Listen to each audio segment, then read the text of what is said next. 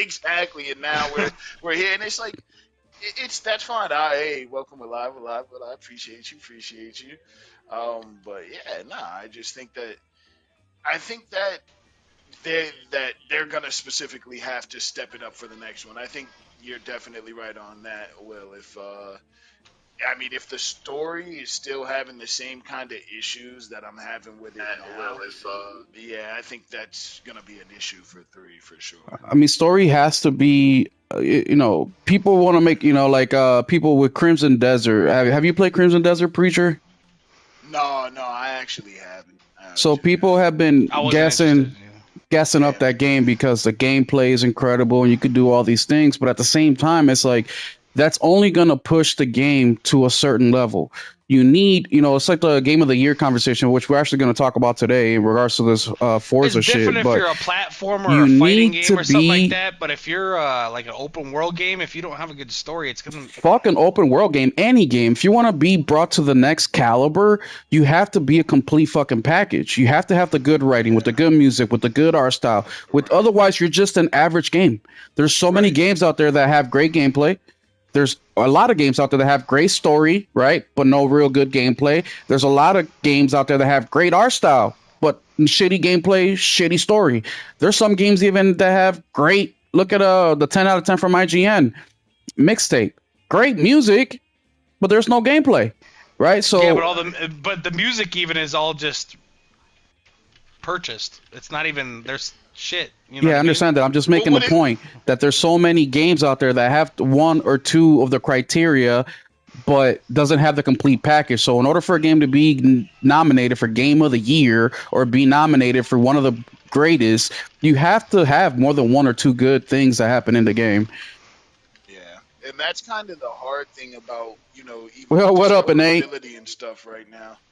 It's like you can be a good game, but it's not enough to be a good game. I've always said gameplay is king, but in this era, you can have great gameplay, but like you're saying, if you don't have the story to go along with it, if there's not like a hook to keep me on. In reality, there's only really a handful of games that are actually truly successful a year these days, and you got to separate yourself from the pack. Well, I think success has been co-opted, right, by the conversation on Twitter and stuff. Like, I really feel like when you hear games are a flop, right? Flop has become such an easy thing to say, but a flop is a hard thing to actually accomplish. Like, for a game to, and I think the reason we see it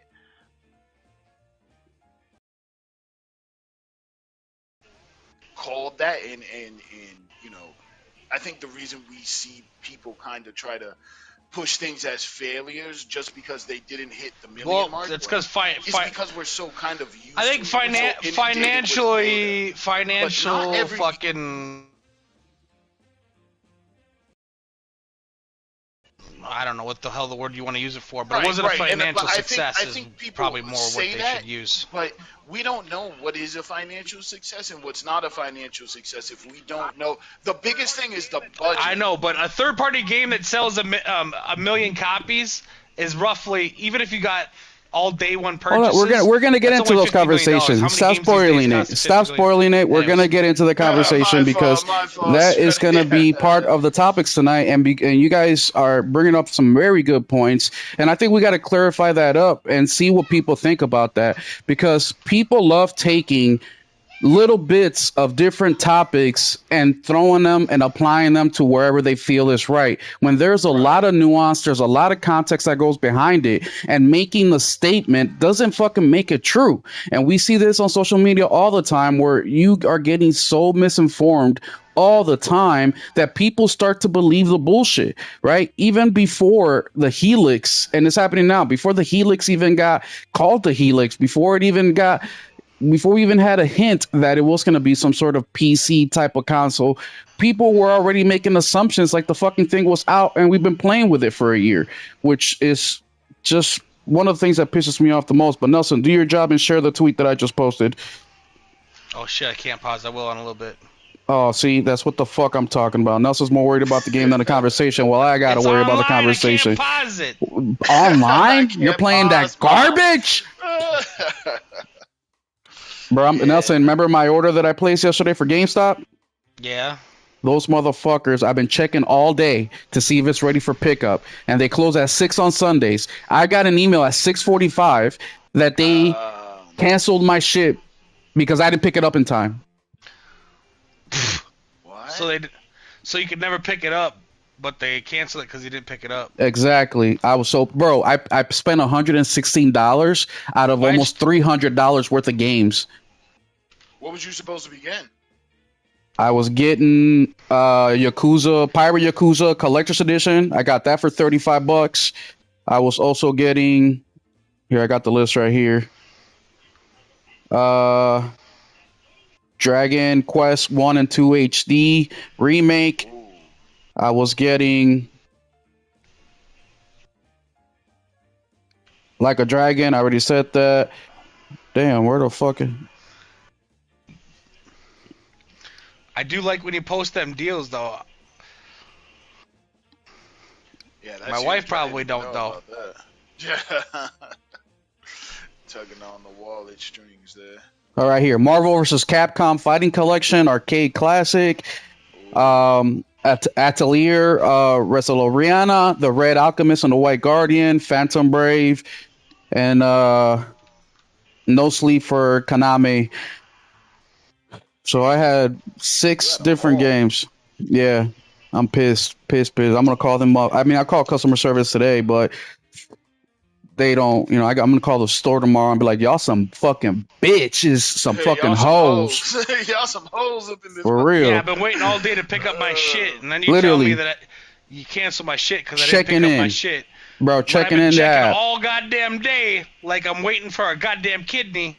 I even put my my phone, instead of it going, once I turn it on, it goes into whatever, not sleep mode, but like, so the light shuts off so it don't waste battery.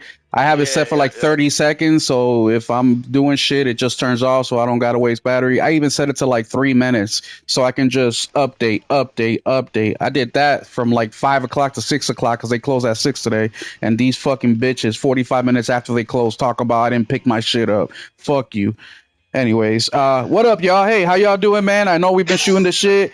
We only see Nate in the chat, and Nate, thank you. No, man, I was bringing up the Crimson Desert because it's true.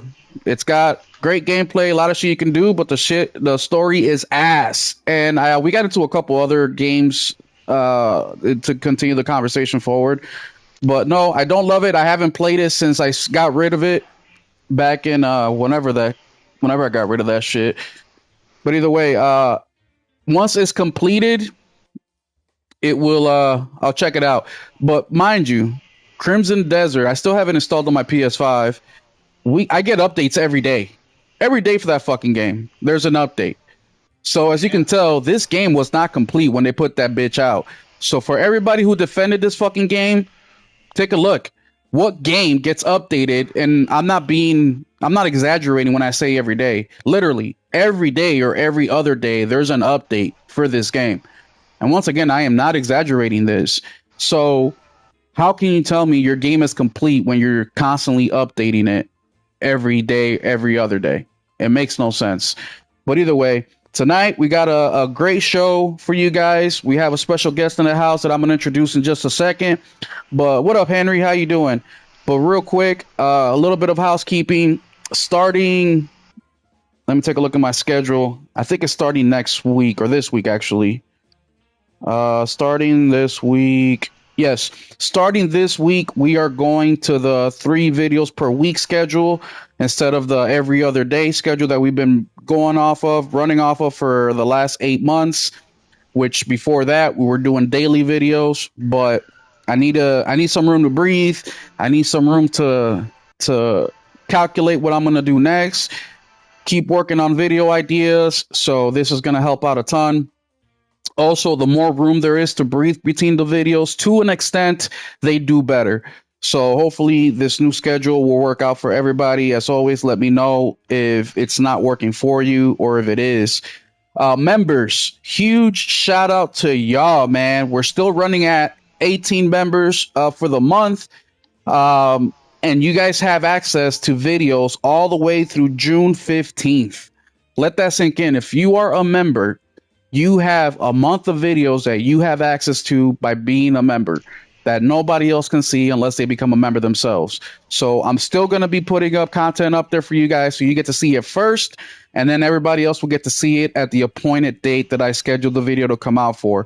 But if you're a member, you get to the front of the line, and that's my thank you from me to you for supporting the channel as much as you do. Besides from that, share the video, like it, hit that like button, let your boyfriend know that we're on, let your girlfriend know that we're on, your husband, your wife, your kids, your neighbors, your pets, let them know that we are on, because it's going to be a good one tonight. Now, without anything else, one last thing. Huge thank you to all you guys for the support.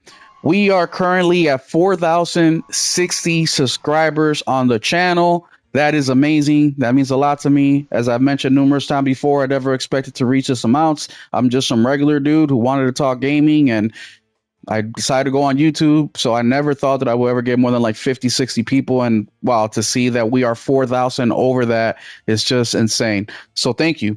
But either way, let's get this party started. Welcome to the State of Gaming podcast. And tonight we have some interesting topics that, once again, I want you, the audience, to get involved with. We're definitely going to be talking about some things such as exclusives. I don't know why we keep going to these conversations and topics time and time and time again, but I love talking about some of them, and exclusives is one that I definitely love talking about. And you may say, Will, why are we bringing up exclusives all of a sudden again? Well, because Xbox fans seem to think that exclusives are now all of a sudden important, which, by the way, they've always been important, but also everything that's been going on with Asha. Secondly, Asha and Xbox. We have been seeing a lot of people out here talking about the fifth coming of Xbox. And if they do certain things, all of a sudden they're going to be PlayStation. Is that true? Well, let's see what Asha has done with Xbox since she took office a couple months ago. And let's get to the details. Let's find out exactly what she has done, what she hasn't done, and what we think she may be doing next. And I got a list that I want to go over the panel with that.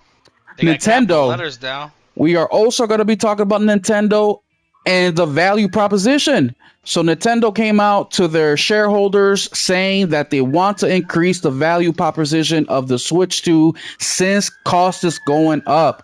We're going to get into what that value proposition may mean as far as gamers go. What would be more value to us? And finally, we're going to be talking about games. There's a couple games that got announced that are getting sequels.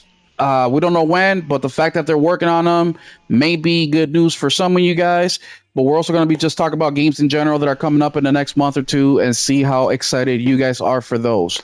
Outside of that, let us know in the comment section if there's anything else you would like us to talk about. But let's get the intros going. First, I would like to introduce our guest of the evening. Nelson reached out to him. He agreed to come, and we are excited to have him.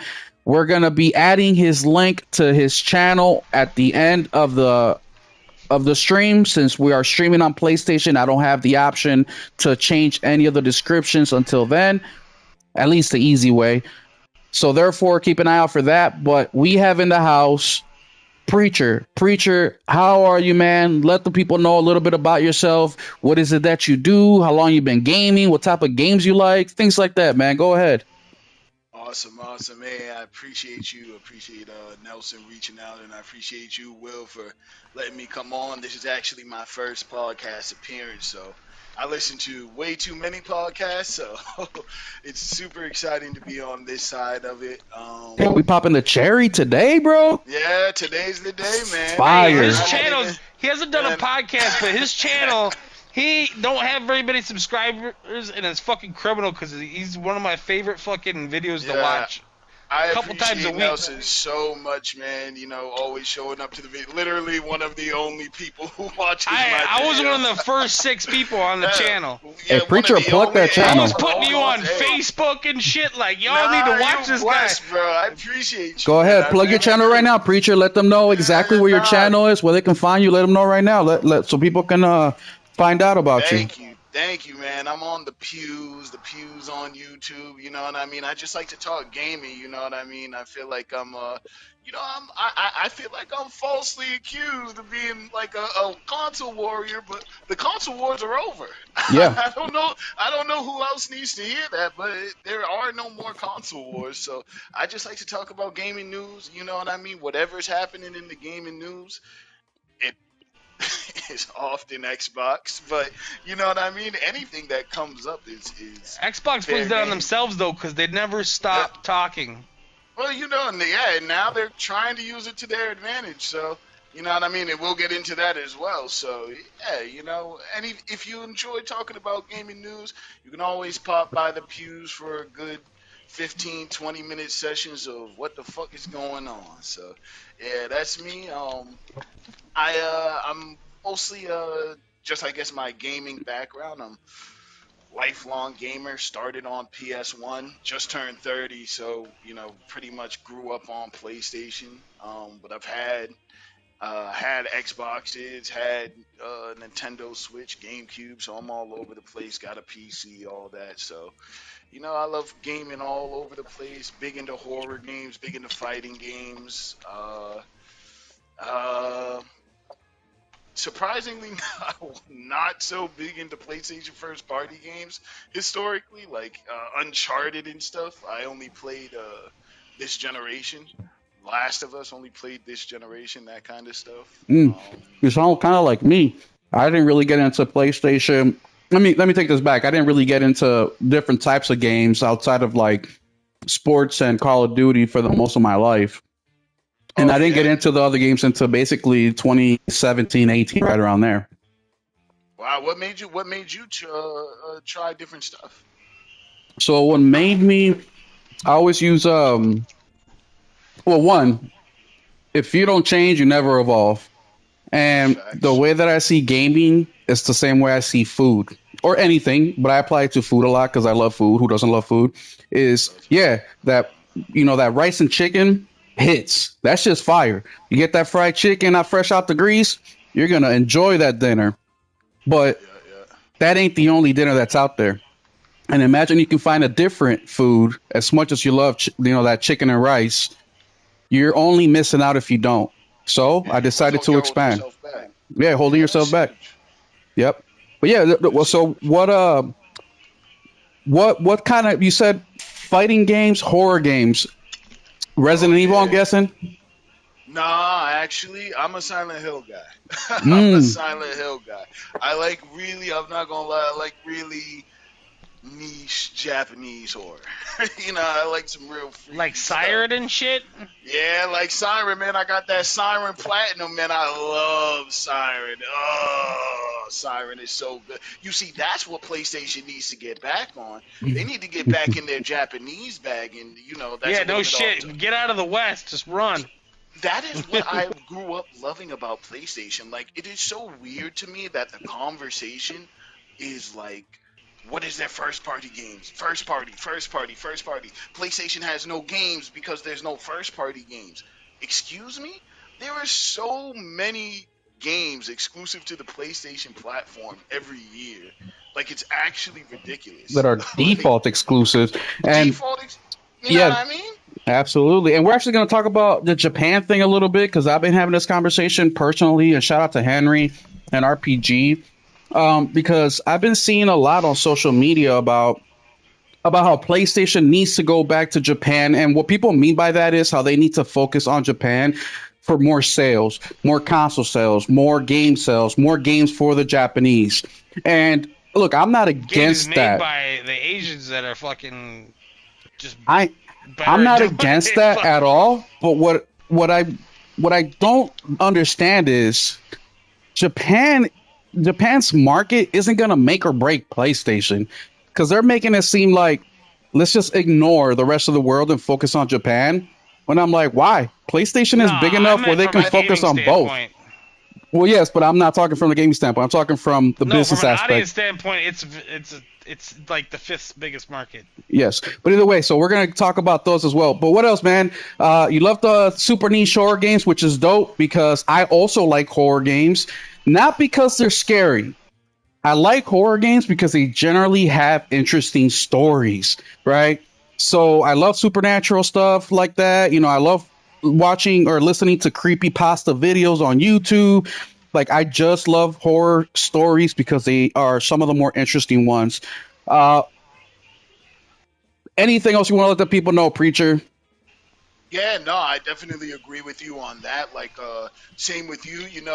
After you've been through a bunch of these horror games, you know what I mean. So they can still be scary, but most of the time, you're getting something else out of it. It's not the fear that's drawing you back in. But I find that horror games have super intricate environmental design, Hmm. and like, I just love the way that you have to get immersed in games. I love being immersed in a video game, and horror games do that better than anything because that's where they can get you scared at, right? Yeah. You put on the headphones, and you can really slip into a whole nother world, and that's another place where like you're saying, the story has to hold up. I'm really critical of stories in fighting games. I mean, not Hmm. fighting games, in horror games because of that. And you're right; they have to hit in that space because if not, you're just if I call it. There's a difference between an actual scary game and a game like Resident Evil that's gonna a bloogie woogie woo you. You know what I Yeah. mean? They're gonna pop out the corner and they're gonna do that. Nah, I need something more oppressive like a Silent Hill. And PlayStation's having an exclusive Silent Hill this year. Ascension, Yeah. that's huge to me. You see, this is the kind of stuff that I come to PlayStation for. I don't, I, not to get ahead of the conversation again, excuse me, but I don't care what a Soros does. I don't Yeah. care. I'm here for other stuff. I'm here for Final Fantasy. I'm here for the Konami deals they're doing now. Silent Hill 2 came exclusive.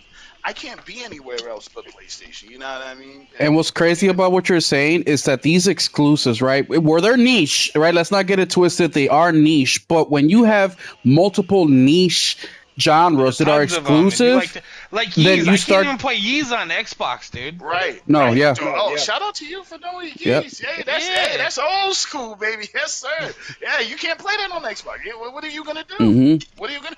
I remember Street Fighter V wasn't on Xbox. That's Bro, crazy. That's a problem. none of the people are making Marvel vs. Tocom up until what was it?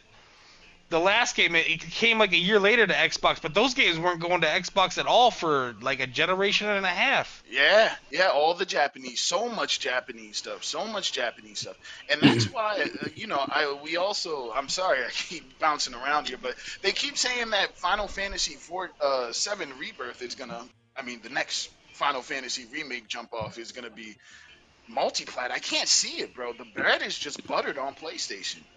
And not You just know that, what I I mean, the mean? numbers. We're gonna get into all that real Well, quick. there's not even going to be an Yeah, excuse Xbox me. But fucking SKU next gen, so preacher, what games have you been playing recently? Like this week, what kind of games you been on? Recently, I am honestly feeling bad because I keep trying to play single player games, but my multiplayer games are just you've all been playing hitting right Marathon. now. I'm hot on Marathon. I love Marathon, man. I So do love I. Marathon. Hey, yeah, we definitely got to run it, man. We need a third bad. We need a third bad. So I'm about to hey, I'm say, terrible. me and my team need a third bat too. hey, come on, yo, come on, we'll be on, man. Definitely. Well, we Send me some did because we invites put your it way. off. We put like we played so the month. So I beat a lot of games. So for example, last year I beat like 90, I don't know, 95 games or something like Whoa, that. And damn, hell yeah. in the month of April when Marathon came out, I only beat Resident Evil Requiem. That's it because I spent all my time playing Marathon. For example, Wow. I'm sorry, that was March. In April, I beat 9 games or something like that, 10 games. So that's a big difference of where I apply my time. But I dropped Marathon because they took out the two-player, Oh, the the duo, duos. the duo experiment. Yeah. And then me and Henry, shout out to Henry, we've been trying to find a third for the longest, and Nelson's really not I, available I, except I work nights. except at Yeah. nighttime. Oh, And that's Henry is Sorry, already gone by then. I But usually play with people from Europe because when I get home from the gym, it's like 4 or 5 in the morning, and then I play for like an hour or something. Then I gotta go to bed, get up in 5 hours, go back to work. but then if you're playing trios in that game, it just becomes a little too much. And you know, I'm not the live service gamer to begin with. I hate Right. like I don't care about the competition. I don't care that I'm better than you. Yes, I want to win. Who the fuck doesn't want to win? But it's like, okay, you did a cool trick move. That's fire. But after 12 times of losing in a row, it's like, all right, I'm done with this. I don't want to. That's the same reason I don't like Souls games. Like, yeah, I get it. Learn to adapt to be better. But I'm a full grown man with responsibilities and shit that I I got ain't to got time do. for that shit. I ain't got time for that. Like, I ain't got time. I ain't got, 10 hours to get good at one boss so I can beat him to then spend another 10 hours on the second boss just to beat him. Like, fuck that. Yeah. By 20 hours, I could have beat Nah. fucking 4 indie titles. Yeah, and that makes a lot of sense, bro. That makes a lot of sense. I'm on the complete opposite side of that, but I can completely understand where you're coming from. Like growing up, I've been playing Souls games since the original Demon Souls. I remember when that came out in Well, like PS2, right? PS3. Three. Oh, It three. actually came out. It came out when PlayStation had got hacked. If you remember that, Oh, yeah, yeah. during the big hack, and I was so glad because I was like, at the time I was not into horror or anything, and it was scaring the fuck out of me that people could just jump you in your game in what was supposed to be a solo game and like just Mm-hmm. fuck you up. So I was super glad, and I actually beat it in that whole time offline. So, but Fire. all that to say, I actually, I enjoy and playing fighting games. I enjoy that kind of challenge that a game can give you, and that's something I really like about Marathon. I enjoy that it's super dense and there's a Yeah. lot to learn. It's like learning to swim and they throw you in the Yep. deep end. You know what I mean? I Yep. enjoy that experience, but I definitely understand that that experience has like a time and a place, and you have to be able to make those kinds of commitments. And Yeah. that's just not what everybody And is look, able to do. I love Marathon. I mean, look, it's the first live service game that I've ever invested this amount of hours in outside of Helldivers. But I think it did something different. And honestly, the number one thing that attracted me to Marathon was the lore and the Yeah, art it's so style insane. and this is a conversation me and Nelson have all the time. He's so against it because he thinks that Bungie needs to make at least $1 billion with everything they do, otherwise they're gonna More than fail. that. Where I'm in the okay, whatever, trillion, whatever makes us feel better. But I'm on the side of you can get to that trillion if you just put out 5, 10 quality single player games. But that's a conversation for another day. But the reason, oh, by the way, warning, there's going to be a lot of times where I'll say some super offensive shit like, yeah, if you like live service games, you suck ass. Or anybody who likes Souls games is a retard. Don't take offense to that. It's because I'm not willing to get good, so therefore I'm lashing out. You know what I mean? So if you do These are hear me all say these fair things, observations from you, Will. These are all fair no, I know. No, observations. there I is would some say. truth to what I say, absolutely. But I like to go bombastic with it. You know what I mean? It's like black and white. It's like fuck it, we're gonna go to the extremes, but just don't take offense to it. Henry, for example, my very good friend, he's a live service gamer. I mean, he'll play mobile live service. He'll play it all. And I Yeah, talk he'll shit play. about He'll play those games that you know are gonna last 3 days. yeah, exactly. Like he does it. Same thing with my guy RPG. Shout out to RPG, who's my co-host on the state of the Just Playing Live on Tuesdays. He just went PC gaming about a year and a half ago, 2 years, and I talk shit about PC all the time. So Oh it's not yeah, same. a personal thing. It's more of a generic statement that I'm making. But Nelson, what have you been playing this weekend? You better not say no dumb shit like the usual. What The is the usual? usual. No, I've also been playing Saros and I played. Shout out to freaking Share Play, man, because me and Tornado we played Fighting Force from PS1. We played the whole game Damn. Share Play. He's in the Yo, Netherlands on the other side of the planet, that Did is it so we run got to crazy. play. smooth? I just found my Fighting Force disc from PS1. Swear to Hmm. God, We I just played the found it whole like game. I last week. streamed it and we played it. So like, there's no Holy online for that shit, that's game. super So we dope. made our own online. We share Damn, played it, and we oh both yeah. own the game. So he's goddamn 3,000 miles away, and we played the whole game through online, like we were playing local. Well, bro, that's the other thing too with the streaming.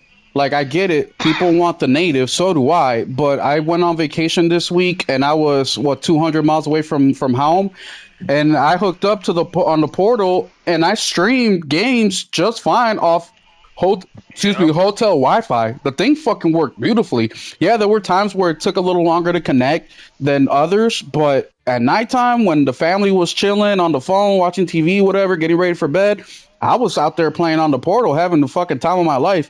Now the problem with that is there was too many fucking options because I got PS Plus to pick from versus just sticking to what I've been playing at home because I'm like, I'm on vacation. Let's try some other shit. But outside of that, it works really well. What else have you been playing this week, Nelson? Mad Max and fuck Mad Max. Fucking amazing game. I don't want to hear your mouth. I'm like halfway done with that game and I dropped it. The game is so fucking good. I got 182 hours of that game. God, it's good. I remember playing it back in the day. I remember I got it when so it underrated. First came out because that movie was fire. I do feel like it was underrated. I don't understand why people didn't like it because it was the same as other games. Like people, like it was an open world. And it was like Batman, but with fucking cars, dude. Like, what are we talking about? It did the Arkham stuff really well. The combat. Really well. When you get stronger that game and the fucking shit you can do with your car, it's fucking crazy. The car shit was sick. Yeah, and the world was big at the time. Yeah, it was really big. I don't know. That was one people missed. I think a lot of people put that it's like that and Sleeping Dogs are when people talk about overrated games. Those two are always up. You know why Mad Max didn't do good? You know what game launched the same day as Mad Max? Now why I didn't get it till years later? Metal Gear Solid 5. Oh well. Same day. I remember looking at my Game Informer. I was like, that looks pretty cool, but that's Metal Gear. Yeah. I didn't even play Metal Gear Solid 1 till like last year, so that whole shit missed me. But no, yeah, it missed me too. Kojima's name rings. So for me, myself, this week, I actually started playing Yakuza 0, Director's Cut. Never played a Yakuza game before in my life. So I started... That was nice. Oh, yeah, you did pull up. I started playing that one. I also started playing a new game, new for physical and new for me, called Popcorn Rocket, which keep an eye out on that one. Got a whole documentary. I have a documentary that's dropping tomorrow. It's a long-ass 40-some minute video. Basically, there's this dude who created his own game, and with his own money, he did a physical release of his game. So one of his dreams came true, and we go through it all there. I also got a Will It Play With No Internet coming for the next video with Popcorn Rocket, and it reminds me of like an old school like Space Invaders type of game. So pretty fun. I was actually trying to stream that tonight, but I couldn't control the volume of the game and I didn't want the volume to be too loud while we're trying to talk. So I switched over to Deliver at All Costs, which I also jumped in this week since I haven't finished this game. So those are the games that I've been playing this week. I wanted to start Grand Blue Fantasy Relink again because I never completed the game. I finished it, but I'll play co-op with you. No, I want to finish the story. I love that game. I want to finish the story. It's really fun. It's so good. That's another slept-on exclusive for PlayStation. Yep. Yeah. I really enjoyed that game too. The combat's really good in that game. Yeah. Well, underrated. They're gonna get a DLC this summer, I believe. Yeah, July. It's called Ragnarok something. Well, part of the reason I felt like jumping back into it is because the hack and slash in that game is obviously amazing, but I started to watch anime for the first time in my life this week as well. Never watched anime, and I started this week. And I've been watching more TV too because I need something to do when I'm doing cardio. Actually, you know what I did this week? I ordered, because when I sit in the sauna, it's too hot to have my phone in there, so I ordered a thing to blow up my screen so I can sit it right outside the sauna and put my headphones on and fucking like a listen little projector? Yeah, it's like a magnifying glass. Yeah, you fucking iPad baby. Sit there with your own thoughts and sweat it out. But yeah, so I've watched a fucking funny ass anime, which is called, I'm sure everybody may know, it's called Prison School. That shit was hilarious. I haven't laughed that hard. I mean, it was Thursday night. Hey, what's up, Enrique? How you doing? It was Thursday night, 3 in the morning, and I'm laughing like a fucking hyena. My son wakes up. Is like, "Are you all right?" That's how hard I was laughing with that. And then I also started Attack on Oh, Titans, okay, there we and go. I am in the first season, episode 13 or something like that, and I'm loving it Hell so yeah. much that I decided to buy the Attack on Titan games, which I didn't even know they existed till today. Which Yep. reminds me of The Witcher. I didn't even know The Witcher had a video game till I saw the TV show on Netflix. Well, the first 2 seasons, because I stopped after that. But yeah, so we're on a groove over here at the Will 777 JP household. But that is what we've been playing. Once again, huge shout out to Preacher. One more time, let them know where they can find you. Yeah, your name's long. It's like Pews five five Spell it one out. seven six eight four two. Is it? It's really long. Yeah, your channel's like. I tried to link that up. I had to scroll through my whole list of subscribers to figure out your damn channel. Took So me like I'm here 10 minutes. My whole lunch break. at the Pews 1511. That is my Okay, my it wasn't as long long as I ass thought it code. was. Yeah, that is my long ass code. About four numbers, but yeah, no. At the Pews 1511. Come check me out. You know, if you enjoy these kinds of conversations, and hopefully we can get some of the guys back on the channel. Have you guys come down to the pews as well, and continue the conversation Yeah, I've been there. working Oh, yeah. overtime, so I've been missing church. So Just say the word, man. But yeah, let's get into our first topic of the evening because we had a lot to run through. As you guys know me, I love talking gaming, but I don't love talking gaming more than I love gaming. So let's get through the podcast so I can get back Yes, to my sir. gaming. Yeah. But the first thing I really want to bring up is just let's talk about exclusivity real quick because Hero, I will be sharing this link in the description when I'm done with the stream because I can't make adjustments because I'm streaming from the PlayStation. But I'll put it in the comment section right now so you guys can get to it right away. Exclusives. Appreciate you. So exclusives has been a conversation that us guys on PlayStation have been speaking about for a long time. Exclusives do so many things for a console than just I can play it only on PlayStation or only on Xbox or only on Nintendo. There's a lot more that goes to it. But the reason we're talking specifically about exclusives is because the Xbox fan base has been acting like if they get exclusives again, they're it's gonna gonna be end up, different. yeah, it's gonna be different. So what I want to ask you guys, and I want to start with a Preacher, is number one, how important are exclusives to you? And secondly, if Xbox all of a sudden says every game moving forward is going to be an exclusive, will that change? And on the second question, don't go into too much detail because I actually want to have a full blown conversation about that. Just a quick yes or no. But the first part, are exclusives important to you? Okay. Yeah. To me, exclusives are definitely important. They are the not only the identity of your platform as we generally know them, um, at the platforms as we generally know them, so Nintendo, PlayStation, and even PC. Not so much Xbox, but that's because Xbox gave that up, and that now their identity is no exclusives. But Mm, exclusives to me it is very important to have that for the platform. And as for the second question, will exclusivity change things for Xbox? No. yeah. And that's yeah, we will definitely get into that. That's a much deeper conversation, but yeah, exclusives are definitely important. And I just have to say really quick that I think that it's in the wider context of the conversations that go on every day around video games, it's crazy to see people who have Xbox centric podcasts who you can go back to like 2 3 months ago Yep. saying exclusives were not important, excuse me, last year, the end of last year. You can go to anything in Yep. January, anything before Asha Sharma took over, and people saying exclusives are not that important, exclusives are outdated, exclusives are antiquated, none of this, and that's what is just so embarrassing about all of Hmm. this. If nobody, and the thing is, we're all, I'm not to assume anybody's position, but I'm quite sure we're all about to go around here and say exclusives are important.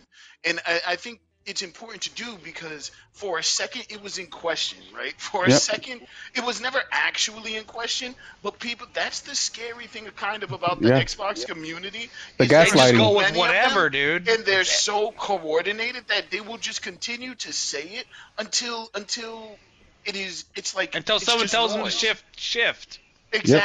Exactly. They're just gonna keep saying it, and they're gonna keep saying that stuff. Like, and it's only bad because it's repeated by the media, right? If we can just see these people, and if dudes like Colt Eastwood were the only one saying exclusives weren't important, it wouldn't matter. It's when it gets wrapped up into something like Kind of Funny, into the conversations on IGN and things like that, and it's being legitimized that you're like, hold on, what are we talking about? Of course, exclusives are Facts. important. And now that exclusives are back on the table for Xbox, it's, oh, well, of course exclusives are important. Yeah, a Hmm. console needs exclusives. When before we were just saying that PlayStation is Paris playing Lily, on, dude, that dude's fucking what he says changes by a day. I'm like, yeah, Jesus Christ, like, it's fucking it. honestly super embarrassing. And as somebody, you're a perfect example. You're just like me, bro. You listen to these podcasts at work. You hear what these people say, and when you hear what they say, and then it immediately changes along with their circumstances, they look at you crazy for pointing it out.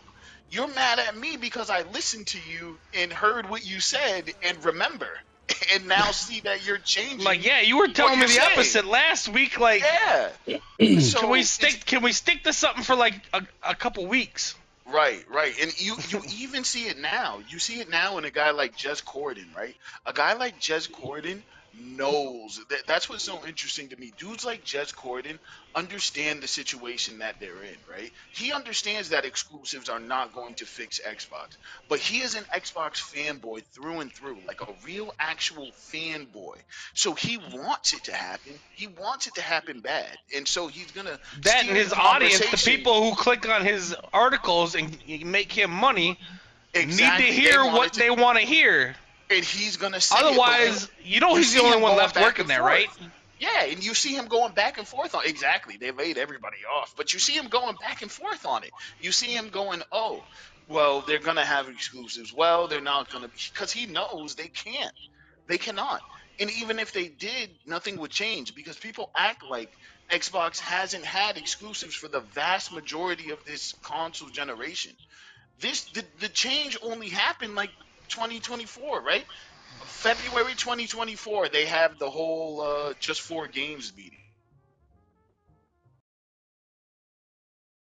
I think they Before started that, they coming were out until exclusive. like even 2 years Right, ago. right. And before that, everything was exclusive. So if exclusives were going to fix Xbox, they would have done so in the beginning of the generation. You're certainly not going to do it now in a much worse position. Yeah, that's another You thing know what I've I tried to mean? I people. don't. You went from 80 million to 60 million to 40 million, and then when Helix comes out, you're gonna be like 5 million. Like, Right, exactly. They're going to be like what the fuck? five, lucky to get 10 million over the entire lifespan because Well, we can go if you look at, back.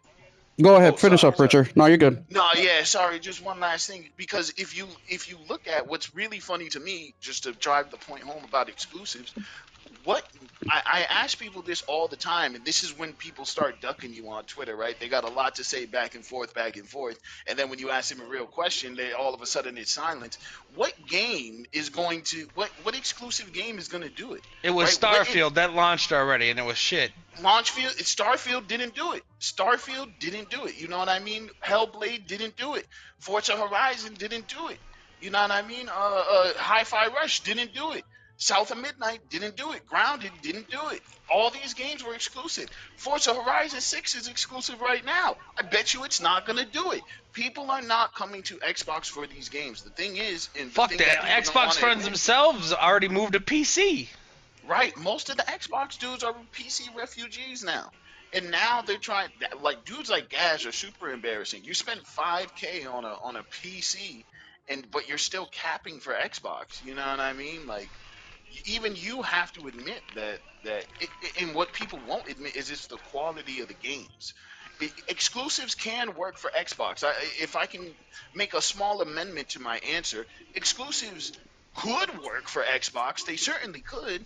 The thing is, they don't have the quality for them to work. If Xbox games came out and they were on 9s out of 10s and they were getting scores like Soros, even though Soros, and they were interesting. You can't just have a game that's a high score because fucking if it's a game nobody gives a shit about, like right. Kill could be a 10 out of 10, but that type of game nobody give a fuck about. You know what I mean? Right. But that's your big games have to be bangers. Nelson, so, that's no, you're good. Nelson's here to attest. Back when ABK thing happened, I said this is Xbox opportunity to step one, get rid of Game Pass or make it to not what it is with the first party day one shit, and two, make these games exclusives. This is their chance.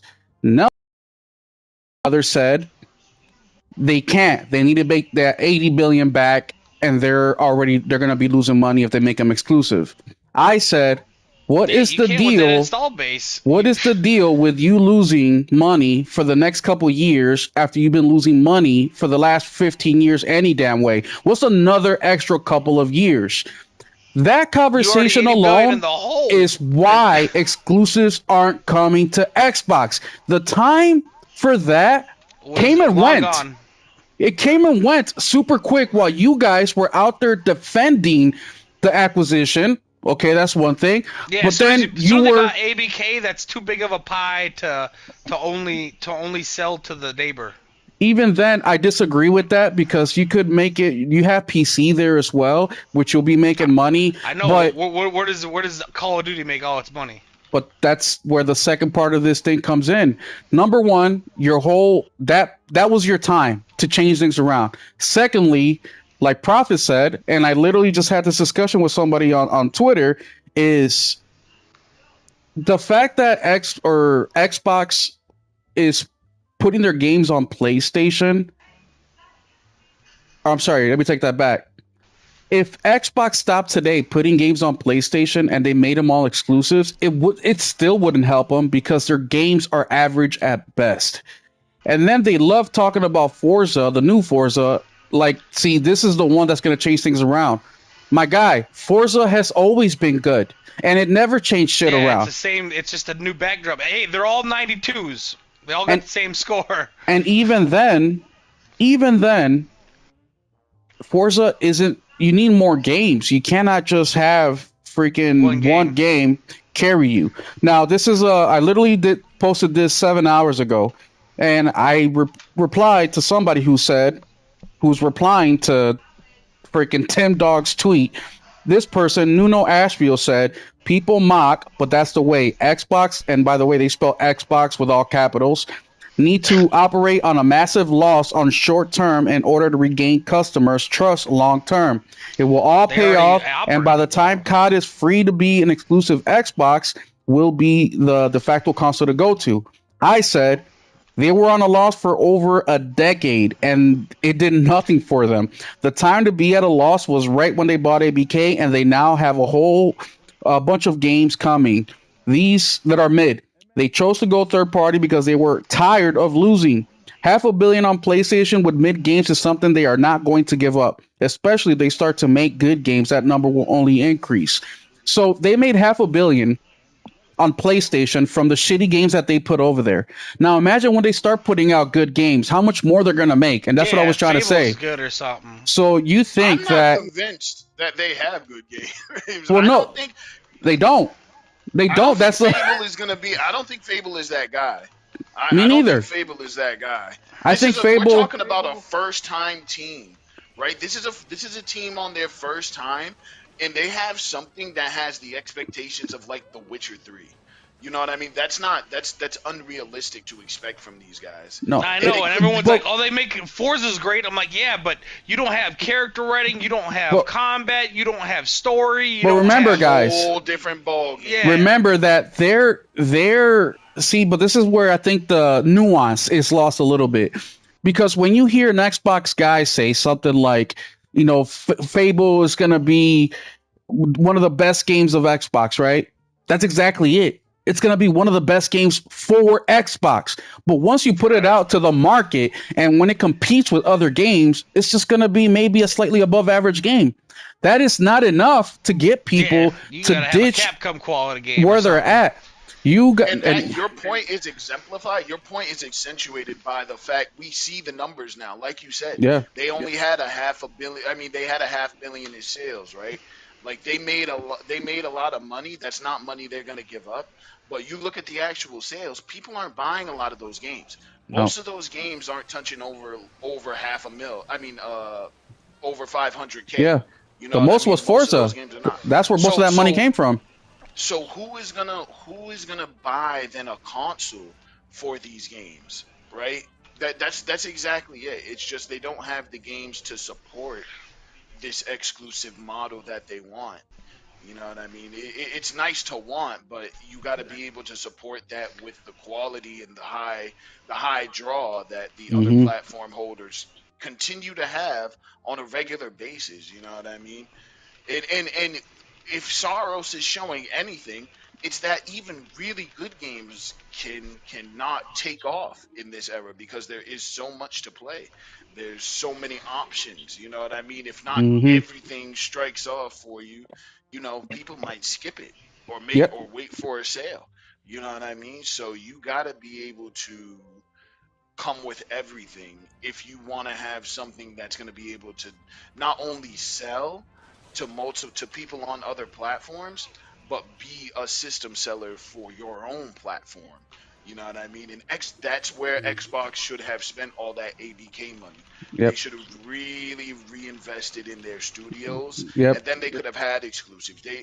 That's exactly, you said it earlier, and that's what Xbox guys don't want to understand, or they don't want to admit.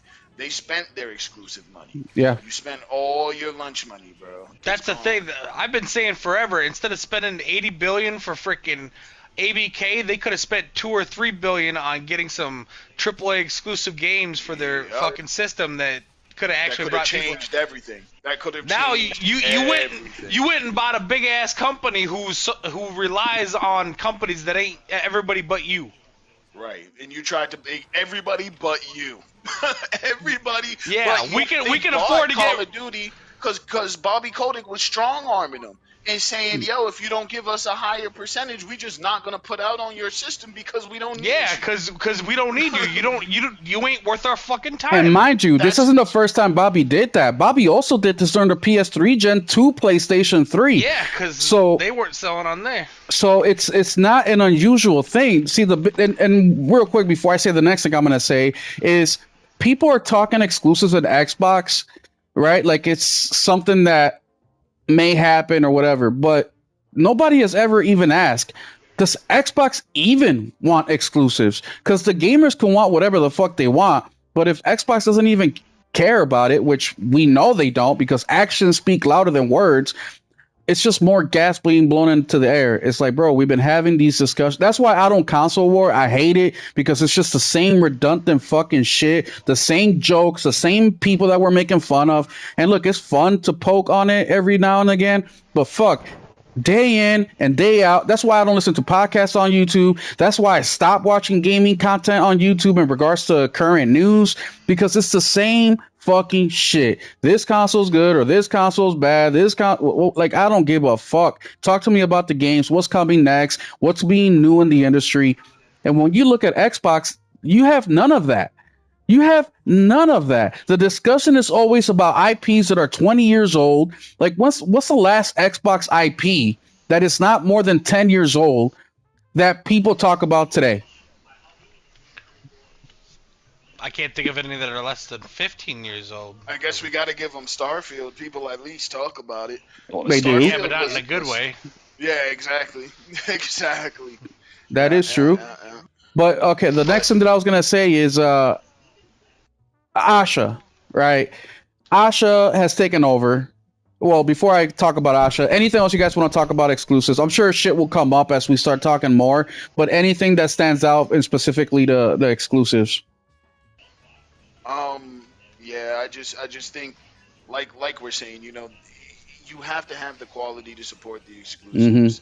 You can't just say exclusives. Exclusives is not a switch you can turn on Yeah. and it's not a shortcut to competition. People No. want Xbox to be competitive without a competitive lineup. You know what I mean? What does Xbox have that's gonna, really compete with Wolverine, that's going to compete with Yeah. Phantom Blade Zero, that's going to compete with Sorrow. Sorrow, what came out next to Sorrows, right? Kiln. You know what I mean? We're not really operating at the same level. And it's like asking a baby to get into a ring with a trained MMA fighter. You know what I mean? Mm-hmm. You can't just ring the bell and call that a match. You have to be somewhat evenly matched. And no, I think that the industry works best when you have three at least very strong competitors all doing different things and working their best to kind of pull us as consumers into their platform so we buy on their platform. You know what I mean? So they make money off of us. That works better for everybody, but it doesn't work if we're artificially inflating somebody's place. You know what I mean? We shouldn't Mm-hmm. just Xbox isn't competition just by being around. You know what I mean? And I don't think we should just excuse the things that they fail to do because they're supposed to be competition. If you're not competitive, you're not competition. If you're in, excuse me, and if and exclusives won't just change that by being exclusive. The games have to be of competitive quality. Yep. So yeah, Yeah, that's if the I last can thing I try wanted out to for say the about Eagles, that. but I'm not going to be very competitive trying out for Exactly. starting defensive line. But Yeah. that, Yeah. those are the Perfectly crazy said. things, the nuance that the Xbox, like, I just don't understand this, where you can talk about all these different types of things with most people in a logical way and they understand, right? Even at the beginning of this, Preacher said, yeah, I don't agree with your stance on live service or the Souls games, but I understand where you're coming from. And as a matter of fact, not only do I understand, but some of the things you're saying, you're making a good point. Doesn't mean he agrees with me about what I'm saying. He's just saying that there's part of it that he does see and part of it that he doesn't based on his experience. But you have this conversation with people, and all of a sudden, you're either 100% right or 100% wrong. And that's just mind boggling to me. It's like, bro, for 15 fucking years, they've been telling you that gaming is the least important thing over on Xbox. They care more about TV. They care more about Discord. They care more about so many things outside of Xbox, but yet you guys still treat it how PlayStation treats their fans or the PlayStation fan treats PlayStation. You guys are not the same. You are irregular. It's just not even in the same realm of reality.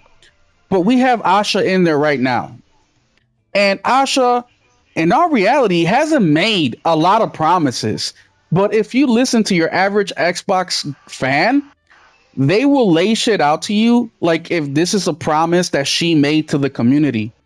We also have people that will say Did you ever something see the like, thing she put out on paper? Like no, I everything don't. that she said, she contradicted in the next paragraph. Oh, this I was think like a it's written month by ago. AI.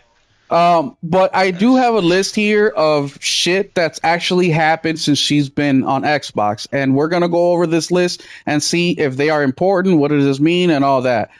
So Asha, right here, these are the things that have changed since she's been in charge of Xbox, and this is in no particular order. It doesn't mean that what I say first did happen first. It's just things that I was able to jot down from the internet. Number one, she kills the Xbox co-pilot. Number two, she launches a new Xbox logo, which it goes from capital X, lower K, BOX to now all capitals. She slashes Game Pass price. She then, number one, two, three, four, five, four, she kills the this is an Xbox ad.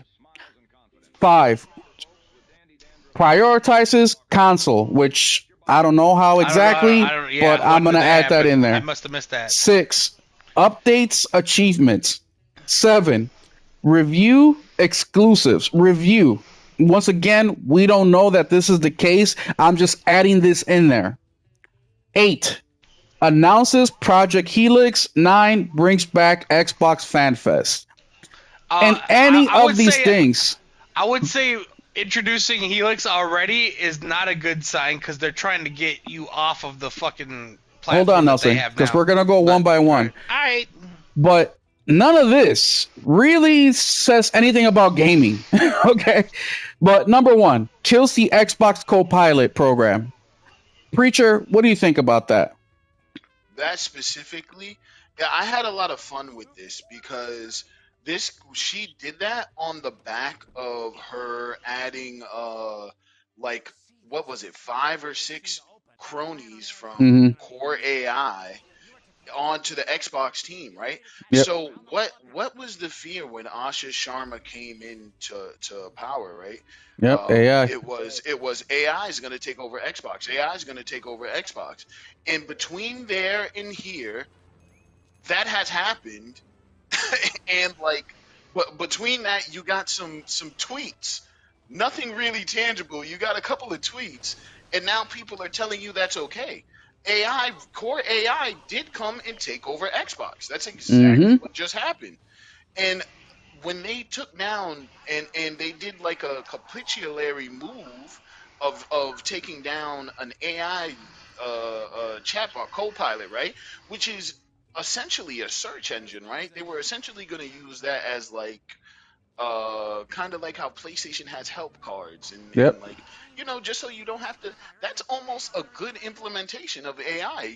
How do Mm-hmm. writers get paid for that is a question, morally that Microsoft would have to kind of figure out before actually implementing. But I don't have a problem with AI implementation for the most part. My big problem is generative AI and how that affects jobs in the Same. games industry, but that's like a Same. different thing. What was funny, but because of that, actually, it's not a different thing. I shouldn't say that. It's this thing because they killed Copilot, right? It's like, hey, we're bringing over all these AI guys and flushing out the original Xbox dudes, and these are high level positions that they took, Yep. right? This is like head of engineering, head of, right? Like 6 people who were there, and they flushed out people who were there from original Xbox. They're for like 2015 and 20 years from the And original jump off. sorry to cut in, preacher, No, but no. this isn't the first cut of high level people that they've done in the last year alone. They Yeah, also Right. did this. the dude that had been working on consoles since the original Xbox, they got rid of his ass like 2 years Yep. ago. Right. Which Yep. is a big culture issue at Microsoft as a whole, and especially Well, at they don't need them no Xbox. more. They ain't gonna make another console. Yeah, well, they shouldn't. But and I Well, they're think not. that Helix is a PC. yeah, right. And they have but they still have that generative model. They still have Muse, right? That's what I find so funny. You cut Copilot, and that to me feels so like capitulatory. It's just like, here you go. This is just it's shiny keys to distract people. You know what I Mm-hmm. mean? We killed Copilot, and Copilot is such like a synonymous name with AI that you're gonna get a lot of hooray, Yep. hooray, and people Yep. clap like seals, right? But what also did Xbox announce last year? This is only last year. Xbox Muse. That's their generative AI model that takes ideation, right? So they type in a prompt and it creates a video game, right? It creates a playable demo of something that you wrote down. That's a problem. Yep. That is generative. That is the difference. And they cut off Copilot, and I feel like if you weren't gonna do anything with Muse, you would have killed it right there for the PR look, right? It's Yep. like, hey, we're bringing in these people, but to show you guys that we're really dedicated to this, we're gonna kill Copilot and Muse. These are two things that we announced last year that were AI initiatives. We're no longer going an AI focused route, even though we're bringing these core AI people in. We're gonna use it responsibly and in a balanced measure, and that's how we're going to operate going forward. That would give Yep. me faith in that. That's not what they did. They brought in a whole bunch of people and said, "Hey, we're going to cut off this search engine that has a bad name attached to it," and I bet it comes back as something else. You Yep. know what I mean? Because it's a decent idea. So Yeah. it, And not just that, we're used to them doing that. And the other thing too, and I don't have much to add because preacher laid it out perfectly, but it's what this reminds me of is like a pie, but there's no filling. It's just the whipped cream at the top. The same pie they use whenever they do those pie in the face contests. yeah, That's what exactly this shit that. is. There is no substance. This is just fancy words that the sad part about this is they're playing these guys like a fucking fiddle. They Right? and you guys are It's eating it easy. all They've been up. able to do it over and over and Yeah. over again, and they just Can I? Yeah, no, you both of you are absolutely right, and I have to say, I have a hard for time somebody. blaming them, man. For I real, don't. like I can't blame you. I like Asha Sharma, right? So I do really I. do. I think that she is honestly doing the very best that Yep. somebody can with what she's been she got given. The bosses to listen to. She got to do what the hell they want her to do. She came in into a dead brand. She came Yep. into a dead brand in a low point, and she really has reinvigorated the base. You can't say she hasn't. She Nope. has reinvigorated the base, and she's made legitimate, tangible change. Right? She lowered the price of Game Pass. Right? I gotta respect Well, that. You actually, know what I let's mean? talk about that Well, next. Let's yeah, talk well, about that next kinda. They took out because the one thing that was valuable in there, but yeah, because they let's talk about the slashes gamepad price. But did Right. she really? Because Game Pass was $16 a month, then it went to 20, and now they're at 30. But then they went down to 23. So Yeah. she's You still still got to raise. yeah, you're still $8 higher than you were a year ago. So did she really slash the and they price? took out COD, which was why it went up to 20 in the first place. Exactly. COD never should have been in there. Xbox never should have bought them. Like I Yeah, No. remember well, I making know those. that, you know that, we all know that, but we've I been trying to remember say that making for those years. videos, and it's just crazy. I remember when they said Xbox is gonna, they're gonna put COD in Game Pass. They're gonna put COD in Game Pass. I'm like, that is the worst thing you could ever possibly do. And then they did it, and now Phil Spencer is fired. You know what I mean? It was never going to work. So, but I think it does take a lot of like, she had to do something, and she ripped the cord. So I gotta respect her for ripping the cord. But what I don't like that she does is she is taking, like you guys were saying earlier, she's taking pages straight out of the filth handbook, and she is like, she's placating to the cult. She's placating to the base in a way that like is unhealthy. She's playing into that parasocial relationship. She's using that card. She's using it strong. You know what I mean? And Hmm. and and they're all falling for it again. It's like, it's really, I understand, Will. I really, like, really understand how you could get so sick and tired of just seeing the same people fall for the same rigmarole Yeah. again. Again, in the same like conversation having to be rehashed again, because these same dudes who are just being disingenuous to begin with are trying to make points that don't make sense, that flip flop on what they were just saying a couple weeks ago. You know Yep. what I mean? I get Yep. how that gets really tiring, and you Hmm. see it happen for the Xbox guys so often, and it really, it wouldn't bother me if they didn't seem to believe it. You know what I mean? Yeah. Like, you guys are actually falling for this Or again, if they had and some you want actual me to good believe it. points, you And know what I if you mean? want to, and it's not even the fact that, bro, you can't. I would never say don't be excited for the future of Xbox. I'm Yeah. not the type of person who's like, yo, you should never buy another system. All you need is this system, bro. Yep. There's plenty of reason to buy an Xbox. If you feel like you want to play on a service, you know what I mean? If you want those, if you like those Xbox games, and you like the Xbox controller, and you like this and that about the ecosystem, go get you an Xbox. Play Well, on that preacher, Xbox. over here, I say this. I don't think Nelson does, but I always say I don't want Xbox to fail. I actually want them to No. get better, and I want them to Right. compete because I feel Yes. like with their being gone from any sort of competitive mode with the industry is hurting the industry in a It big is. way, and Right. Yeah, it's because hurting PlayStation. nobody, they striving to make anybody else better. Because it's like, if you're the best basketball player in the world and everybody else sucks compared to you, like, you ain't really got to get worry about keeping your game up. Yeah. Right. So yeah, And I think it's that You just I got to think it's it, show up. You know what I'm it, saying? exactly that. And in the beginning of this generation, I think we're hearing less of it now, but in the beginning of this generation and in the middle, we heard a lot of, the console industry is dying, consoles are dying, nobody's yeah, buying consoles, yeah, console this, console that, right? yeah, But the fact was, we had a console die on the vine. Right? yep, Nobody's buying Xboxes. Nobody's buying games on Xbox. This is a whole part of the ecosystem that is no longer ecosysteming. So, of course, you know what I mean? console sales are going to look down across the board. Things aren't going to look as good across the board because they're not. Because 1/3 the console industry is an industry. You know what I mean? You Yep. have three players, and they all have to do their part in order to have a healthy industry as we've known it. And PlayStation has honestly just taken over that, like, but they haven't like one-to-one Xbox. You know No. what I mean? No, they Not haven't. everybody who has an Xbox wants a PlayStation. You know what Nope. I mean? Do you need an Xbox to be able to serve those Xbox people and get that money? You know, and if you're not getting it, it's not going to be gotten. You know, so I think Yeah. there's a lot to be said about that. Well, that's why Xbox works so hard. They're working so hard to get people on PC, because at least on PC, maybe if they're true like Xbox faithful people, they'll buy shit off a Windows store. I don't know why the fuck any idiot would want to buy anything off that shit store, but you can't keep them anywhere else. You know what I'm saying? Like, Yeah, I really it's the only way. It's the only place you can lead them that could benefit you financially, I guess is what I'm saying. No, you're absolutely right. I don't know if we're going to talk about Helix, but it really doesn't make sense. Yeah, we're And it gonna just talk a little bit about shows, Helix.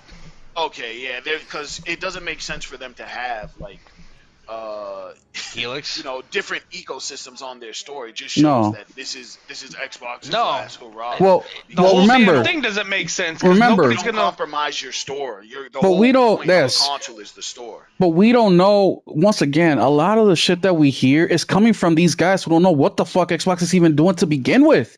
You know what I mean? I said that for years. I said there's no way that they're going to allow that on the store. No. But then Asha Sharma just said it. Asha Sharma said it like last week or something. She was like, they're gonna, it's gonna have PC games and it's gonna have multiple storefronts. Well, we know it's going to have PC games because it's going to play Windows games. There's not going to be an Xbox SKU anymore. You know what's Steam gonna do? Hey, Xbox, yeah, just give me a cut of our cut. Like that, like Right. that's just not And realistic. And I promise you, Steam's not gonna have the Xbox No. store on their jump off. They're Fuck not worried no. about you. No. You know what I mean? They're not doing nothing extra for Xbox, but Xbox, that's because of the position that Xbox is in. They have to kowtow and they have to, you know what I mean, make little symbiotic deals and stuff. So, and to be fair, they're doing it. You know what I mean? You got to do what you got to do, I guess. But it's again, it's capitulatory. You know what I mean? You're doing what you can as opposed to doing what you would like. Let's move on to the next one because we just talked about kill Xbox Copilot, which to me that was a dumb way to go because the way they were using it actually made a lot of sense. And Preacher made a great point saying it's kind of like the PlayStation cards. It's very helpful. So the one thing that does help them, they get rid of the slashing of Game Pass pricing. All they're doing is taking away the one thing that they should have never included to begin with. And on top of that, they're still charging you more money than they did to begin with. It completely ass backwards. The next one that we have on the list is they launch a new Xbox logo. Now, let me ask you this. Don't they change the logo, not just Xbox, but everybody all the time, any fucking ways? At least once a generation, they're changing it a little bit. What do you guys think about that, Preacher? I think it's just exemplary of how these people have been lying this entire time. If you look back, like I said before, a couple months, these dudes are saying the Xbox is in the best position that it's ever been in. You know what I mean? More games than ever. What did they have? 15 games last year. Xbox is firing on all cylinders. Blah blah blah. And now we're championing a rebrand. How did that happen? If you're coming off such a strong year. You know what I mean? All last year, you're telling me how great things are. Now the rebrand is being celebrated because I guess things weren't going right? Question mark. You know what I mean? So I really see the rebrand as validation that things weren't going well, as a lot of us have been saying in this space for a while, and I see their celebration of it as fact that they knew as well. You know what I mean? And that's just the big thing that's being shown with this exclusive things, with this whole turnaround being begged for from Xbox fans. If you're begging for a turnaround, you weren't happy with the way things were. But that's certainly not what the conversation was a couple months ago. No. And that just goes hand in hand with that. So the rebrand to me is like a mask off moment, pretty much. Well, Nelson, what do you think about the rebrand? I think they're just getting ready for next gen, man. Like, they don't really want people going on Xbox no more. They're like, oh, I can play PC and all that because it's going to be a PC. It's kind of like with the AI shit. They're not bringing AI to Xbox. You know why? Because they're not going to support that shit very long, my guy. But is it the question here is it the win that people are saying it is? Because this list I came up with, they chose a lot of logos and sayings and but all remember, this shit. All, this all list amounts of shit. I came up with, it ain't because I went on Google and typed in what are good things that Asha has done while she's been in office. No, these things are because these are the top most commented things on Twitter. So this is coming from the fan base themselves.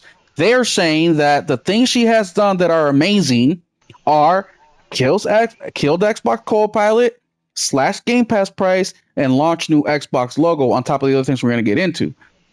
But the Xbox logo, is it a fucking win? Because to me, if PlayStation switched the fucking logo tomorrow, I may have an opinion on it, like, yeah, it looks good or it doesn't, and then I move on. Like, why are we discussing the logo? It just makes no sense. Why are these guys continuing to talk about the logo like some new game is coming out next week? That's the part that I don't understand. You know, it's funny you say that because a lot of these guys will accuse PlayStation guys of playing Twitter, when in actuality these dudes are more excited about tweets and like, you know, this kind of superfluous stuff I that's don't not follow games. fucking corporate people at Sony waiting to see what they No, say every day. I don't no, give it's a rat's ass. crazy. Unless you telling me there's a show this week, I don't give a flying fuck. That's why I say Xbox is like a cult, man, because where do you don't see this for like You you don't don't see have people out reverence. there taking their shirt off and shit like that for fucking Herman No, Holst. no, You know what I absolutely mean? not. Screaming and crying into the mics, Yeah. you know what Asha, I look at mean? me! Asha! Yeah, Phil! yeah, yeah. Phil! Please, Fucking oh my please. god, dude. Michael Jordan or something. Like, get the fuck out of Be here, real. bro. This whole exclusive conversation came from a two-word tweet. Hear you. Hear you. Crazy. All But right, no, let's it's move all on good. to You're right, Yeah, though. yeah. the Yeah, next one on the everything's list hear here. you. You know, I've been thinking about putting a pull up. Nelson Gaming 12 in all caps or not all caps. The next one on the list Yeah. is they kill the "This is an Xbox" ad. So this is an Xbox ad. So this is another one where I'm confused about. Look, I see the win, right? You should focus on your console. But my question is this really because they're changing a little bit of what they're trying to do, or is it because the ad time just ran out? I don't know of any ads that run continuously forever.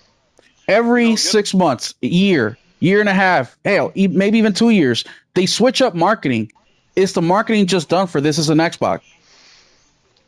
you're the only This person I've ever generation, they're heard trying to get say out of that. this generation as fast as possible. Like Yeah, this they're shit's running going away with nowhere, their dude. tail tucked. They're running away with their tail tucked. But I had the Like same thought, Will. I had they're the getting exact all same sold thought. by that goddamn what the fuck is that thing called? That goddamn Oh, the thing, I know exactly what you're talking about from yeah, Black I can't. Friday. The next Yeah, whatever. Yeah, yeah. The yeah, net yeah, and the yeah. next fucking outselling. I'm like, Yeah, fuck. yeah, yeah, yeah. Yeah, nah, but I thought that too. Like, I think it's, people don't think about that. Rotating marketing. She came in, of course, they're going to have a new vision. Of course, they're going to have new marketing. Of course, they're going to have all that stuff. So, yeah, the stuff ends. And even beyond that, you know what I mean? It's, again, one of those mask off moments of, oh, you guys all said this was okay. If, not to name drop, but there's that guy, what's his name? Deadly Headley, he made that whole YouTube video about how this is an Xbox is actually a good campaign and how it makes sense and everything and how people are just purposely misunderstanding it. But now that it's gone, he's on Twitter celebrating it and being like, "This is great. I'm so glad to see Xbox change their direction."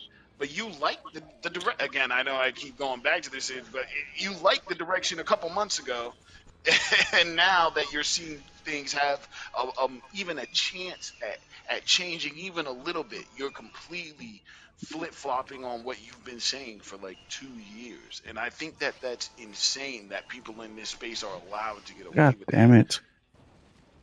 Yeah, it's yeah, no, there's nothing more to add to that. What about the update to achievements?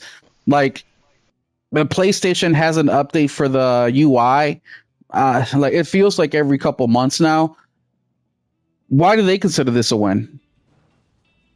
I think I think that this honestly is a win for Xbox because their fans have been asking for them to do anything with achievements for actual years. I watched the Defining Duke podcast and they have been talking about this for actually years, and it's crazy that it took this long to do something about that. And I think this is hugely like what Asha Sharma's era really is right now. Even if all she does is address the small stuff, Xbox is in such a dire state that that feels really big. And I think this just goes to show again that Xbox guys have felt like second class citizens. They didn't want to admit it, they They didn't want to have say been. it, but they have been second class citizens. They felt like it because they have been treated like second class citizens. And now the pretty girl in class is looking their way and they're feeling it. You know what I mean? They're Hmm. like, yes, finally, my time has come. You know what I mean? We're going to the moon with this one. But reality will settle in for Xbox fans. You know what I mean? They're not going to be able to hold the idea that exclusivity is going to You know last what, through Preacher? Fable, through things like I yo. don't think reality will hit because I could have sworn that reality was going to hit last time. And look at Yeah, them I've again. been saying that We for have people years. like Tim Dog who said he was so fed up with it, and now look at him. He's Yeah, out that's here crazy acting to like see. a. He's back here again. But Crazy. And it's not just Tim Dog. There's a lot of them, including people that I consider friends, of not just the channel, but like people that I'm cool with. Where I'm like, look, bro, I don't care if you love Xbox. Like, I own a Series X and a Series S, right? But the fact that your mentality is so weak that with no evidence you can change how you view something. Like, I just can't respect you as a person off that rip alone. Like, if you're like that about a stupid video game, what else are gonna be like that about in your real life when shit right, actually matters? yep, you want to believe this. You can't You look yeah. at it objectively.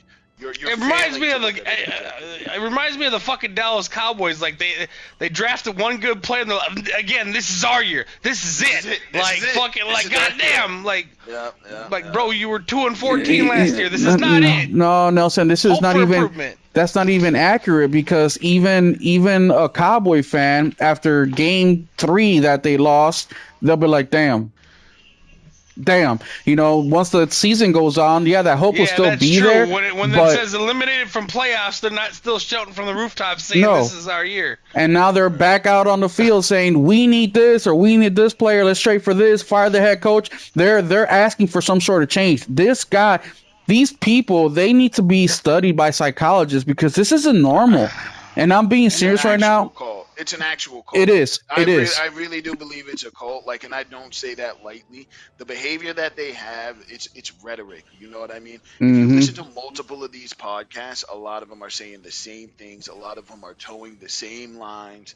And if you speak outside of that line, like Yeah, they'll if you come for you, guys, dude. if Like, you've seen, if any of you guys know Boomsticks podcast, right? oh my god, dude, that He shit has a is frequent collaborator, C Money. So you know C Money, right? yeah.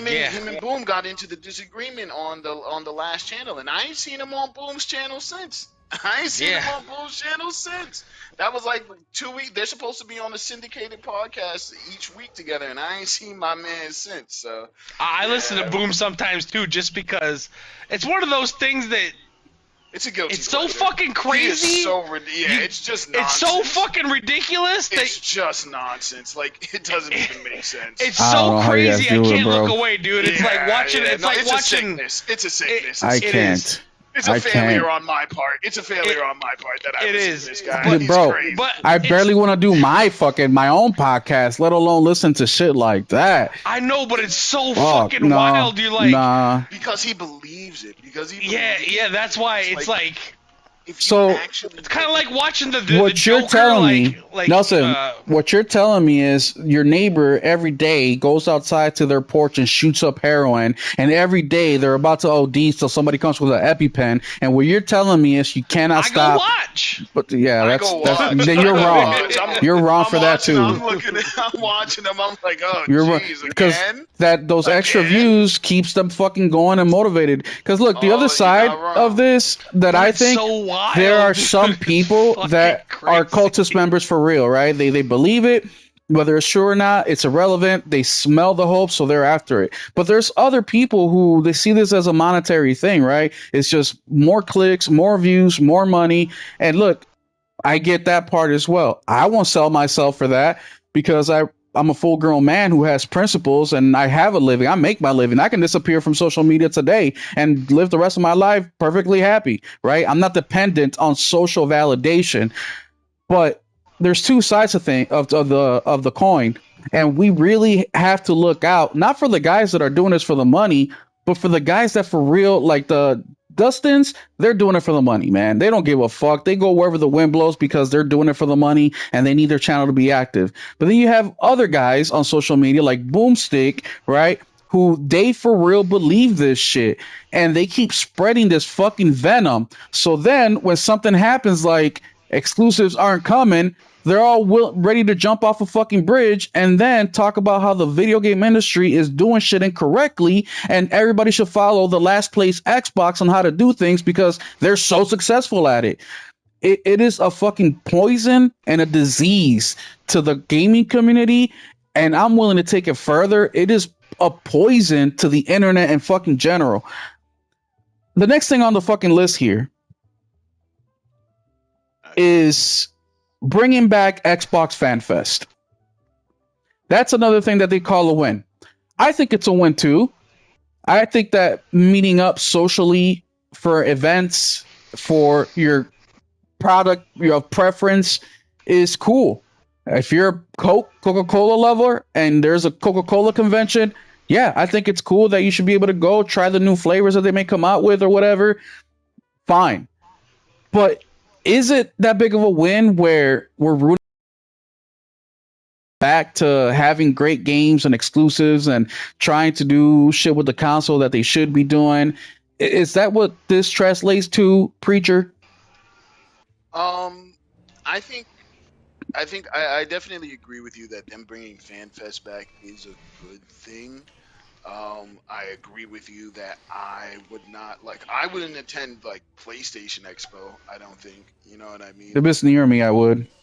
But if I it's, I, If I gotta I drive more just than like 6 hours, I'm not going.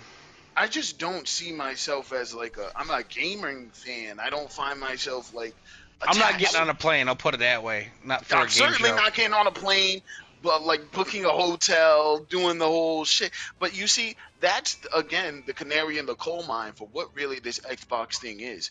And you know, not to psychoanalyze it, but what really is holding the Xbox community together, and something that I do think is enviable about them is they really do have a community. The Xbox community is an actual community, and it's a cult, but like they really do stick together, and the camaraderie amongst them is what really drives a lot of this, right?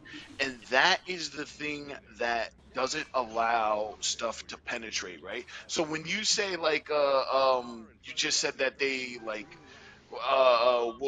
they'll be down in the dumps when these exclusives don't happen. You see, that's the interesting part to me is they're not. You know, if they were, you would just No, get they the just win keep and right that on would be it. going. They've been Yeah. They going for switch. They'll forever. just switch. They'll Well, just They'll find just something switch else. that's what I because said that it's not about the game. Yeah, that's sorry. why I said they'll just switch it up and say how Xbox is doing it right and the whole gaming Yeah, world needs yep. to You follow had what said they're that. doing. You know, Yep. just like they did the last fucking 5 years, 6 years, how Xbox is doing it, how PlayStation, Nintendo need to get on what Xbox is You don't doing, need to how sell they need a Game consoles. Pass, You need to go Right. multiply. You, how Day and Date needs to be on PS Plus. consoles days are over anyways. It's Yes. time to And move all to these like. people who had all these people who had every single reason on why PlayStation needed to go day and date on PC are now these massive advocates for Xbox exclusives. Like that is really just Yeah. it there's just no shame in that community. There's really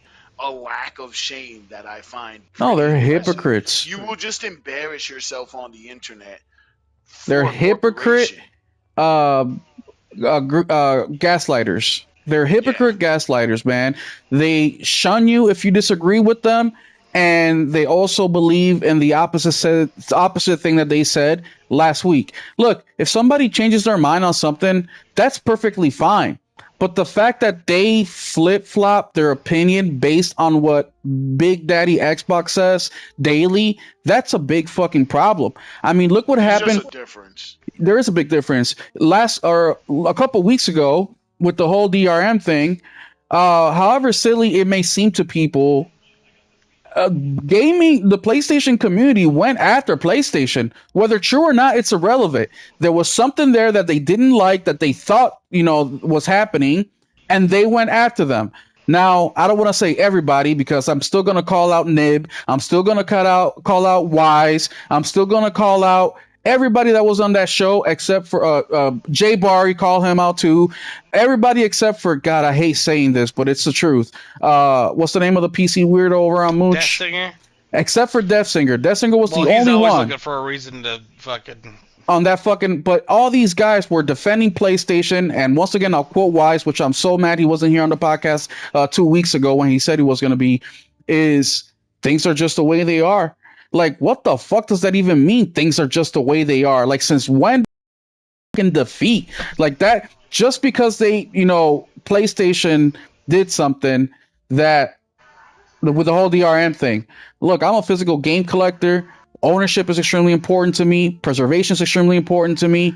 And if I have to fucking check in every 30 days, which I know it's not the case, but if we did, that's a big fucking problem, whether it affects me or not. Because I'm not looking out just for myself. I'm looking out for my future self as well. And if we have to check in every 30 days, now what's it going to be next year? Every 2 weeks? What's it going to be the year after that? Daily? What's it going to be the year after that? Hourly?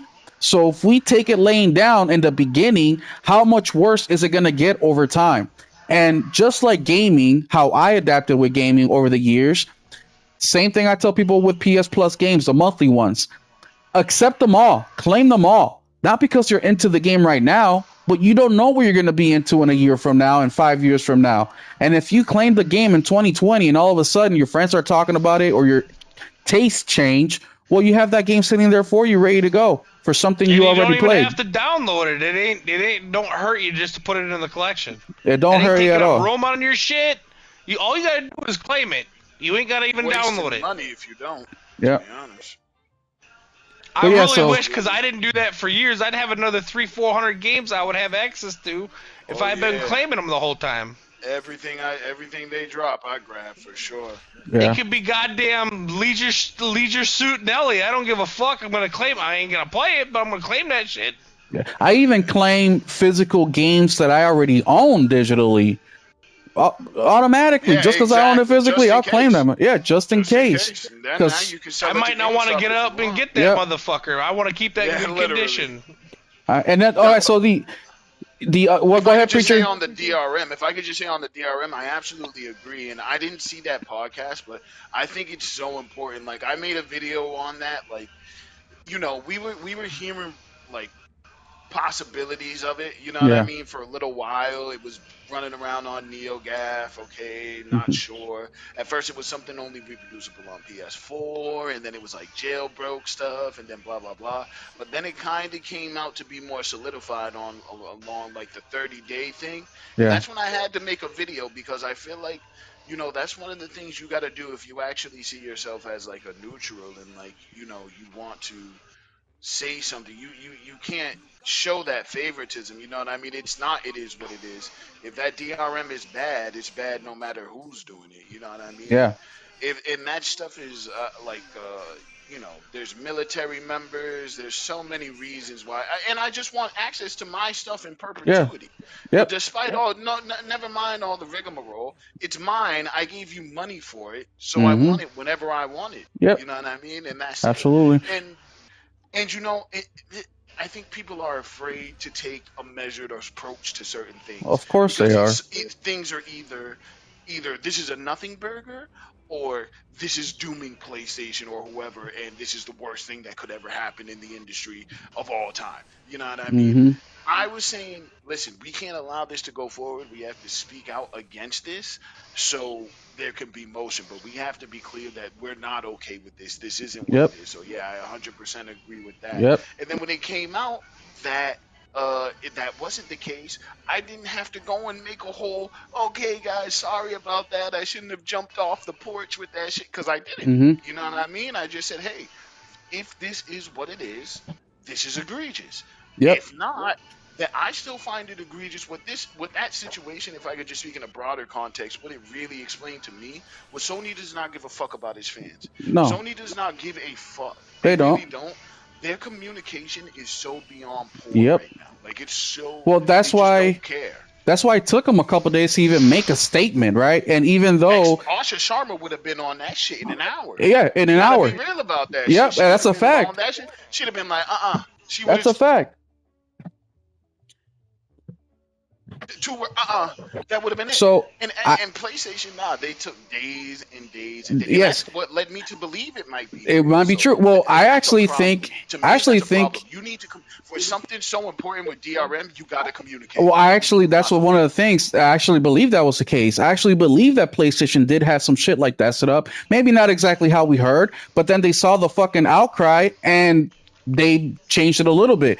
But yeah, I made two videos. The first video was explaining what was going Yeah, if on. they wouldn't have heard nothing, and And even if nobody would have said nothing, they would have been like, "Yo, nobody said anything. Let's just let's keep keep it." going. But I made two videos on the subject. The first one was explaining the situation. And just like you, similarly, I was like, but this is not confirmed, so we'll see what happens. But the second one I made was to clarify what we heard, what we found out. And my biggest shock of the whole thing, like, I wasn't even really mad at PlayStation because I expected it. I expected it. And that was the thing that shocked me the most is how everybody was freaking the fuck out and I couldn't understand why. And I'm like, what? You for real thought that by buying digital games, all of a sudden you can, all right, I'm gonna put in my backpack and head out. See y'all later? Fuck no. You're buying the license, my guy.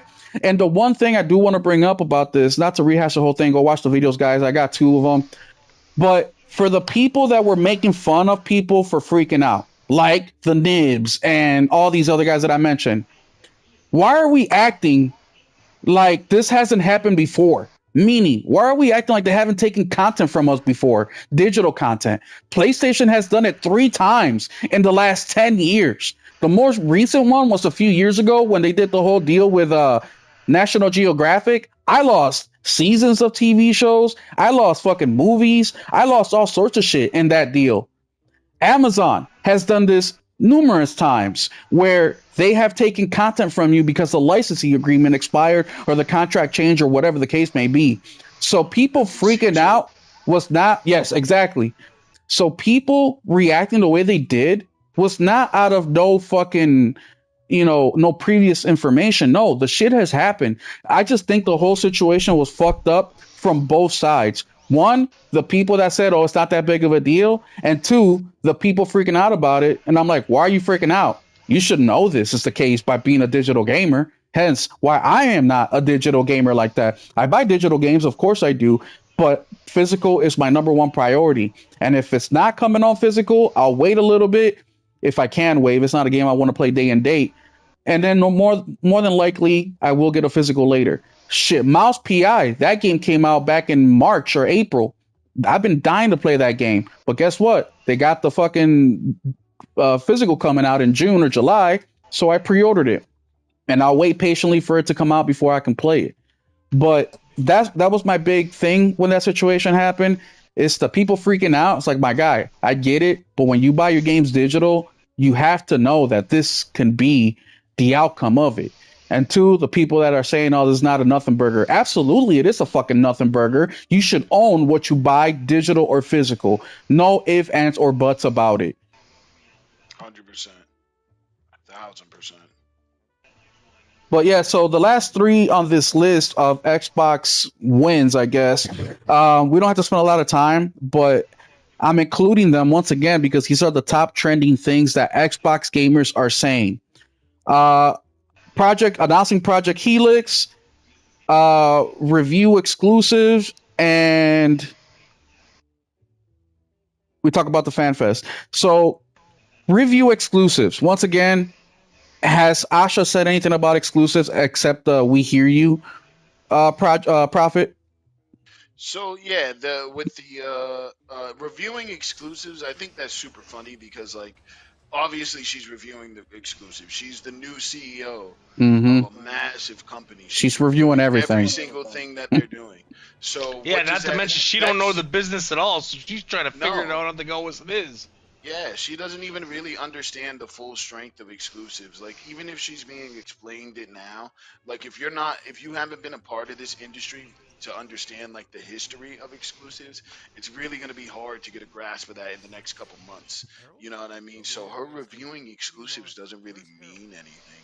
Like and it could turn out like to you know be something far later down the line, but for all the reasons that we've talked about here already, I don't think that's going to end up with a bunch of exclusive games for No. Xbox. So her reviewing it really doesn't mean much. Oh, sorry to I cut you off real quick, but FYI, No, that guys, was it. That was it. Xbox does have exclusives.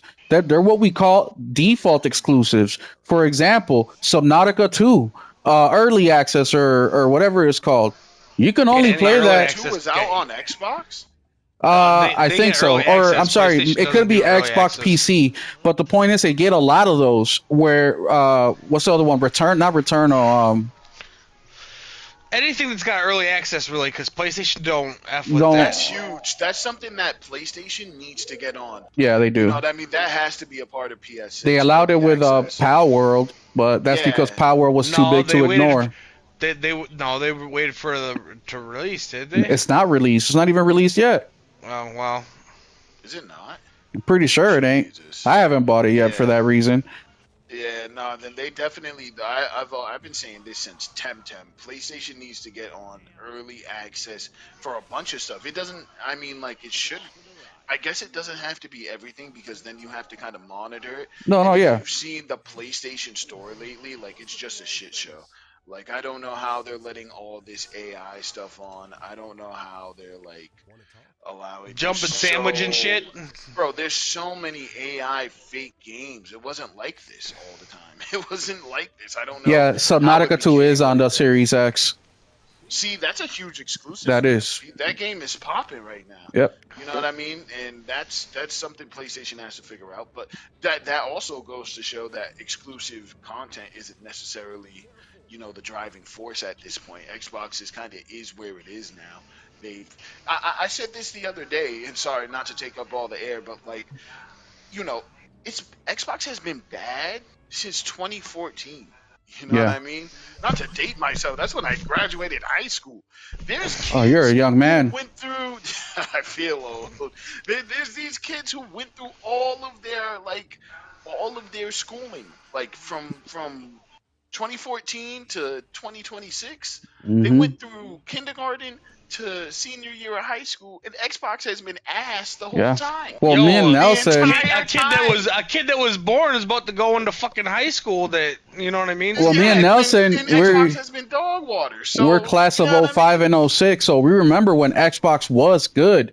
Like we Right? were You around guys there. were. Yeah, when I was in the Yeah, army, you guys was everybody in the had an prime. Xbox. Hey, I'm a vet too. Shout out to you, man. Thank you for your Yeah. Yeah, we're service. both vets. Yeah, we Hey, okay, were. all right, we got the whole vets out here. Yes, sir. Yes, You sir. a The vet vet too, preacher? cast. Yes, yes, sir. Yes, Oh shit! sir. Thank you for your 25U. service. Thank you for your Ah, service. Ho, ho, ho, ho. All that's right, dope. good Army company. too. All right, we all Yeah, fucking yeah, from I'm the in same good place. company. Good company. Yeah. But yeah, man. I mean, see, well, let me ask you a question, preacher, because I talked about this last week. But in my personal life, when we talked a little bit before the show started, that we really don't have many people in our personal day to day life where we can talk to about gaming with. But do you in your personal life know anybody who owns an Xbox? Because nobody that I know owns an Xbox. Like No, nobody. What about no, you? Do you know? no. Nobody. Like, and I have a bunch of friends that game. They don't necessarily, engage with it in the same depth that we do. But I know a lot of people who game, and I know a lot of people who have vastly different tastes in games, Yeah. that you would think at least somebody would have an Xbox. You would Yeah. think somebody would have one. Especially with the No, whole Yeah, no. Game Pass and the Series I S got one thing. buddy with an all of that, Xbox, all and of he that. just uses it to watch TV, which I've never understood that shit. Like, he's got a Xbox One, Series Xbox S, Xbox X, and then he's got a Series X, and he ain't played Xbox in like 8 years, but he's so used to fucking watching TV on his Xbox He just likes the that, tiles. yeah. I'm like, bro, you got a fucking smart TV. You went out and bought a $500 device to watch fucking television. You got a smart TV. You Sometimes gotta it's turn just more. I don't sometimes it's understand that just shit. having the option where it's like, oh, if there's a game that is super interests me, I can just buy it and But he got you a know, PC. bro, look, I got a PC too. He got tired of Xbox, so he bought a PC. So he bought an Xbox to watch fucking television. I'm Yeah, but like, you got one. he's a console gamer, bro. Like I only play He's PC. not. He hasn't played Xbox But since 2017. I'm saying that he's a console gamer by heart. So, But he don't play it. but it doesn't fucking matter. It's Just because you don't TV. do it like that doesn't mean everybody else is going to. Yes, it doesn't make sense. I'm You know talking what's the about last him. time? I get that. I have an Xbox too. I don't play that motherfucker. It's been a year. A year. I can literally sell this bitch right now and make $400 to $500 off of it. I can pay my fucking month's worth of electricity, my internet bill with that fucking Xbox right now, but I don't. I also have a Series S. Like even if I sell my Series X, it's just people are attached to things. They're accustomed to doing things a certain way. He's accustomed to turning that fucking TV on with his Xbox every single time.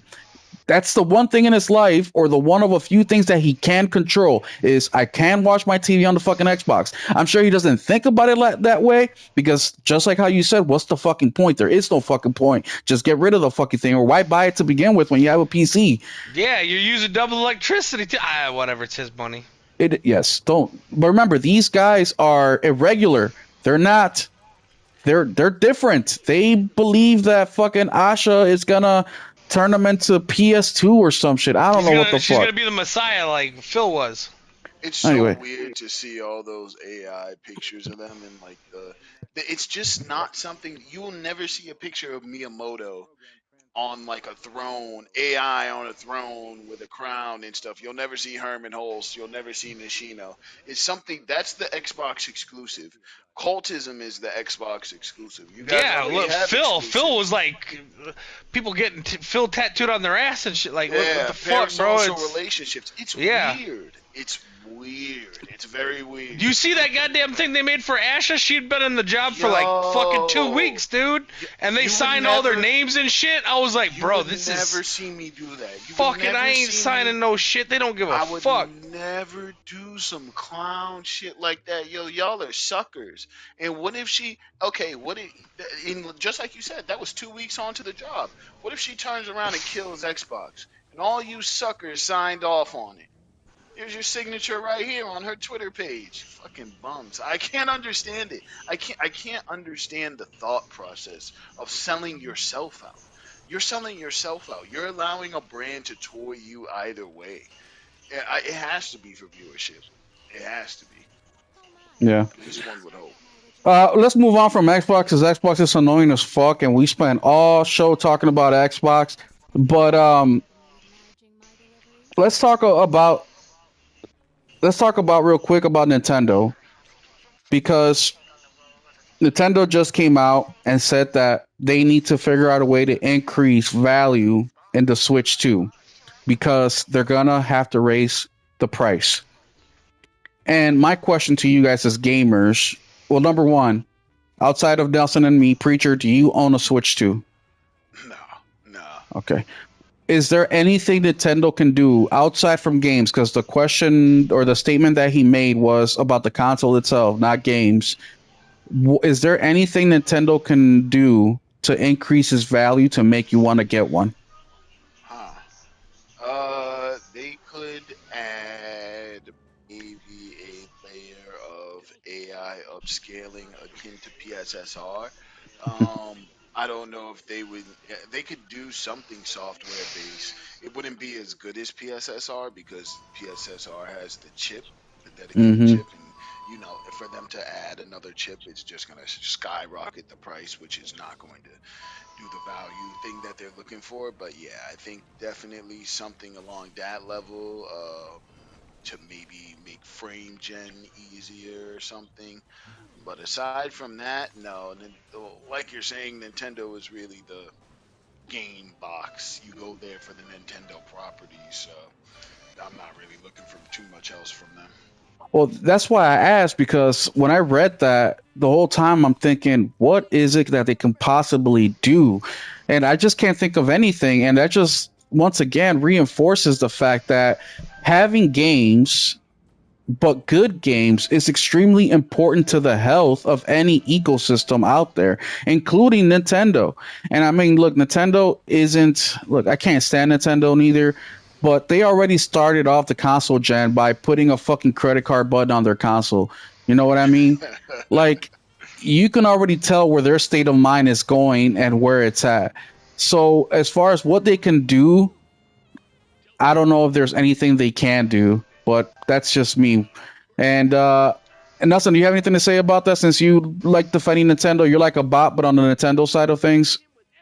Well, I mean, every platform right now, I think, because of the situation we're in with AI eating up all the fucking shit in the world, I would start throwing in digital codes of fucking older games on your system, like shit that don't sell no more. Because one thing as a buyer, like if you got a kid or something that wants a game and shit or wants a system, it's like, well, if I get them a new system, then I gotta get them this new games and all that shit.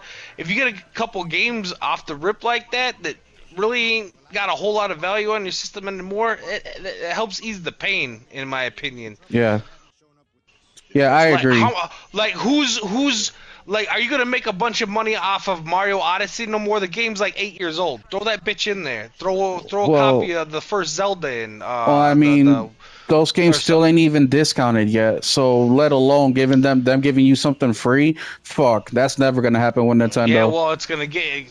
But it would They're not add gonna. the value. It would add the value. Oh, it Like would. they'll Yeah, do it. like I PlayStation, It you can would. definitely throw would, but it would. Returnal and Ratchet and Clank and Returnal does with God of our War. or PlayStation does already with Ratchet. Well, Plus and stuff. I'm talking about like out of the box, No, like out of the box. What do you get? You forgot? oh, Playroom. Yeah, absolutely. Which is an awesome game in itself. Yeah, it is. So I No mean, lie. PlayStation has that in there already. The other Nintendo news that I have is the studio that made Metroid is laying off people. Here I got the article right here. Metroid Dread developer Mercury System has announced layoffs at the company, which is referring to as a workforce adjustment process. Mercury Stream partnered with Nintendo on Metroid Dread in 2021, and prior to that, released Metroid Samus Return to on the 3DS in 2017. While the company is an independent studio, it has worked closely with major publishers like Nintendo and Konami over the years. Following Metroid Dread, Mercury System released Blades of Fire in 2025 as an original IP. Blades of Fire was made available on PS5, Xbox Series X and S, PC, whatever. So, do you think that these layoffs are because remember, Metroid Dread was a game that didn't really set things on fire. So, do you think that is it because Blades of Fire was completely garbage, or do you think it has a I little think bit it of was because to that do was with both? garbage. What do you Oh, think, did you I play tried the Preacher? demo for that garbage? game. It sucked. The Was Blades it of Fire garbage? game, it was garbage. I played the demo. I was It like, fuck wasn't that game. garbage. It It was was. average. It was just an average game. Yeah, I definitely heard that one didn't exactly But remember, they just dropped the 2.0 up. They basically re-released the game last week or this they week. I did. mean, yeah, they redid a whole bunch of the gaming system, like everything. Oh, for the Blades of Fire game? Yeah, yeah, Oh, nice, nice, nice. yeah. They Okay, did a well, 2.0 yeah. release. So yeah, well, I think it needed it because I did not Yeah, hear good things about it no, on me release. neither. So I was gonna buy I it. you kind of Don't. can't be unfortunate. Unfortunately, that's the state that the industry is in. If you have a game kind of like lag behind, I don't think it's from Metroid. Metroid definitely didn't set the world on fire, but I imagine that success is kind of what allowed them to even take that risk. But it was a risk. None of the Metroids have ever sold like uber good, but Metroid Dread was the best-selling Metroid. But that doesn't. That was their bestseller. But remember that really doesn't mean anything, because look at we just talked about this Dead. What's the horror outer space game that's like Callisto Protocol? Dead Space. Dead Space only did 1 to 2 million copies back when it came out in the 360 era. Bigger team. Metroid Dread was made by indie studio. I'm not talking about Metroid Dread. I'm talking about the expectations from studios. Dead Space never was a big seller, but yet EA doesn't want to make a sequel, even though Dead Space Remake was the best-selling Dead Space game, but it still wasn't enough. So what I'm trying to say is, just because it was the best seller in Metroid Dread's or the Metroid series history doesn't mean that it did well enough for the studio to hit the marks that it set for itself. So we no longer go based off that logical information, right? Just like before, we used to say, well, if a game does good, or if these games do good, that means that the studio can take that money, reinvest in itself, and come out with a bigger and better game. Now that's not the case anymore, because this happens all the time, and yet they don't come out with a bigger and better game. Sometimes it's a shittier version of the same fucking game. Logically, you would think that, but unfortunately, it's not the world we live in anymore. I see it from a different perspective. I think it was a combination of both. I think it was definitely more heavily related to Blades of Fire, but they still kept working on the game. So who knows what the metric systems were for that. We also see it with Square Enix all the fucking time. They come up with games that sell fucking millions, but yet they're always under. Not a 2D game either. I mean, the budget differences are massive too, though. Well, we don't know the budget differences. Yeah, well, I guaranteed making a 2D game wasn't nearly as much as making. Metroid Dread wasn't a 2D game. Yeah, it was. It's a 3D. 2D perspective, but 3D models.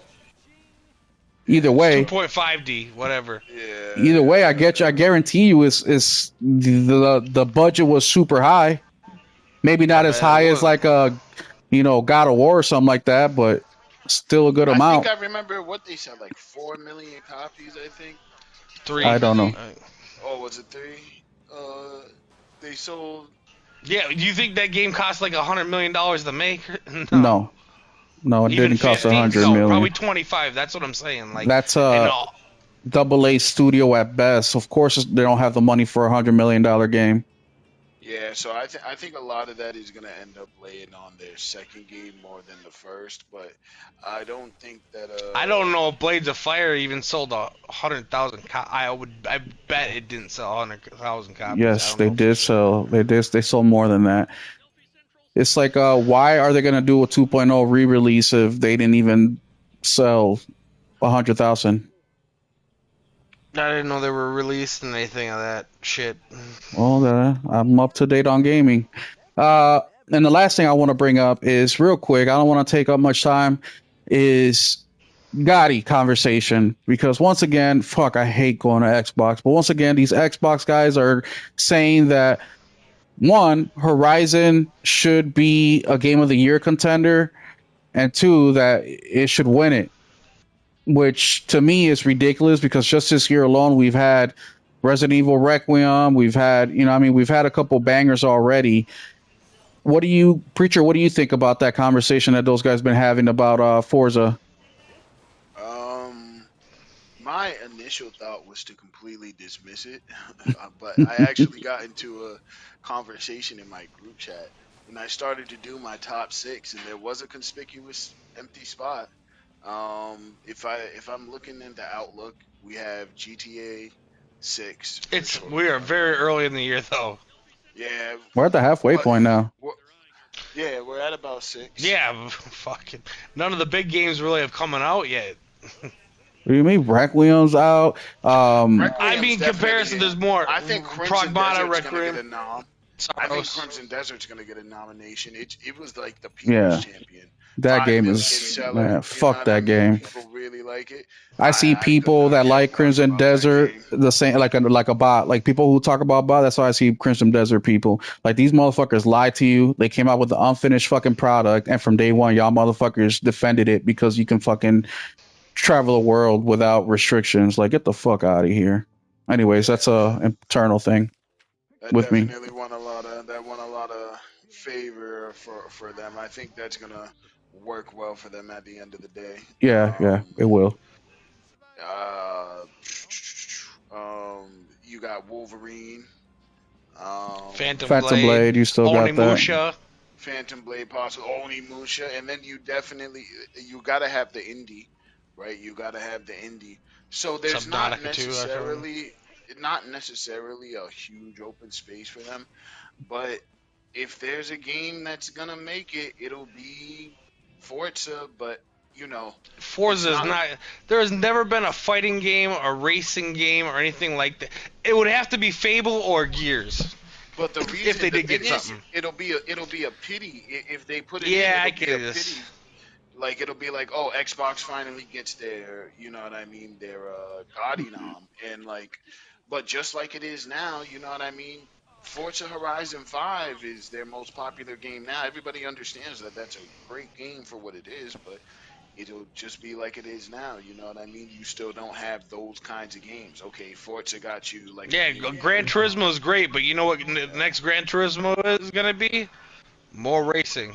You know Well, what I question mean? Like, for Right. you guys: should I fighters, I got racers? 7 hour, 150 hours in that game, but you know what? It ain't a game of the year.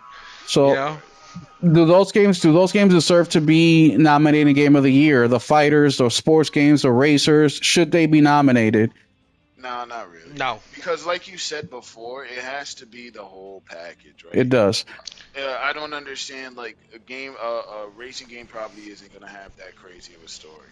It's just not. It's not gonna have Well, a story that resonates with people like that. that's the thing I'm But saying. If the game deserves it, yeah, it should be, but it If a never racing deserves game it. ever made game of the year, it better be like doing some shit no other racing game's ever done. Like you fucking flying through outer space. You know what I'm saying? the Just only like racing I ain't game never that will seen no ever shit win like this before. though the only racing game that will ever win game of the year, the prerequisite will be you will have to spend a pretty significant amount of time outside of the car. If you're not outside of the car, Yeah. that game has no chance of winning Yeah, game because of the it year because needs it the doesn't have that story, other It stuff that's it's gonna gotta do round it. it's gameplay, gotta do more than be a music, racer. art Right. style. It's got to do all these things, and unfortunately, those things don't fit in to a fighter, a racer, or a sports game. It just doesn't. I mean, MLB The Show, 2K. You can maybe make the argument that with career mode, there's something NFL there, 2K5 was but amazing, but it wasn't up for fucking game of the year because it's still a fucking football game. it Right. has to be done well, and they just those games focus way more on the gameplay than anything else. So until they start to make a game that gameplay's fire, along with the story, along with the music, along with the art style, then we can have that conversation. Forza, same thing. Yeah, the thing that it does it well, but it doesn't do the rest of the things that the other games are doing well at all. But that's it. Yeah. uh Yep. Yep. Anything else that you gentlemen want to bring up, man? Preacher, I anything else? I think we killed it, man. I think we killed it. We hit on a lot. No, we over our 2 hours. We are over our 2 hours, but not by We always much. got next week. Even though shit's gonna get really busy because we're getting into show and tell season. Yeah, Oh with yeah, you're the not lying. You're not lying. Yeah, hmm big show's gonna start coming out soon. Lots yep. of them from everybody's. What do you guys Yeah. preacher, I'll ask you because you're new. What do you think about Project Helix? That's the thing I said I was going to bring back later and I never did.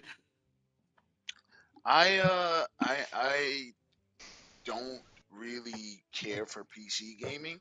I'm a console gamer. I love the ease of just like Hmm. booting up my console and pressing the button and the thing works. I'm Yep. actually supposed to be doing this friend. I did this stream with my friend. I We streamed I think like 2 weeks ago. He's supposed to be coming to play Marathon for the first time, and I go play Arc Raiders for the first time. You know what I mean? So two extraction shooters who are more familiar with the other one Yeah. because he likes Arc Raiders. So but he's having huge problems with his PC, so we can't even play.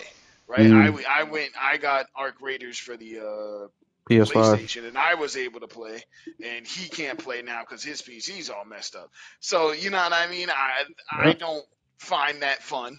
So that's Nope. not an experience I seek to have. So Nope. um, and I think a lot of Xbox guys are fooling themselves to thinking that that's not going to be the experience. But like we saw with the Xbox ROG Ally, Yep. you know, when they said, "Oh, we're gonna make this thing so seamless, we're gonna this, it's like a console, blah blah blah," and you play on it now, and what is it like? A ROG Ally, because it's a ROG Ally. It's a PC.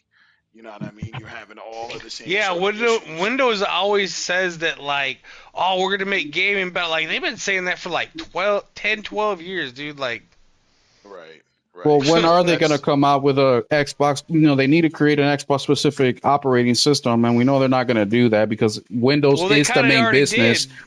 Well, that's just a shittier version of Windows.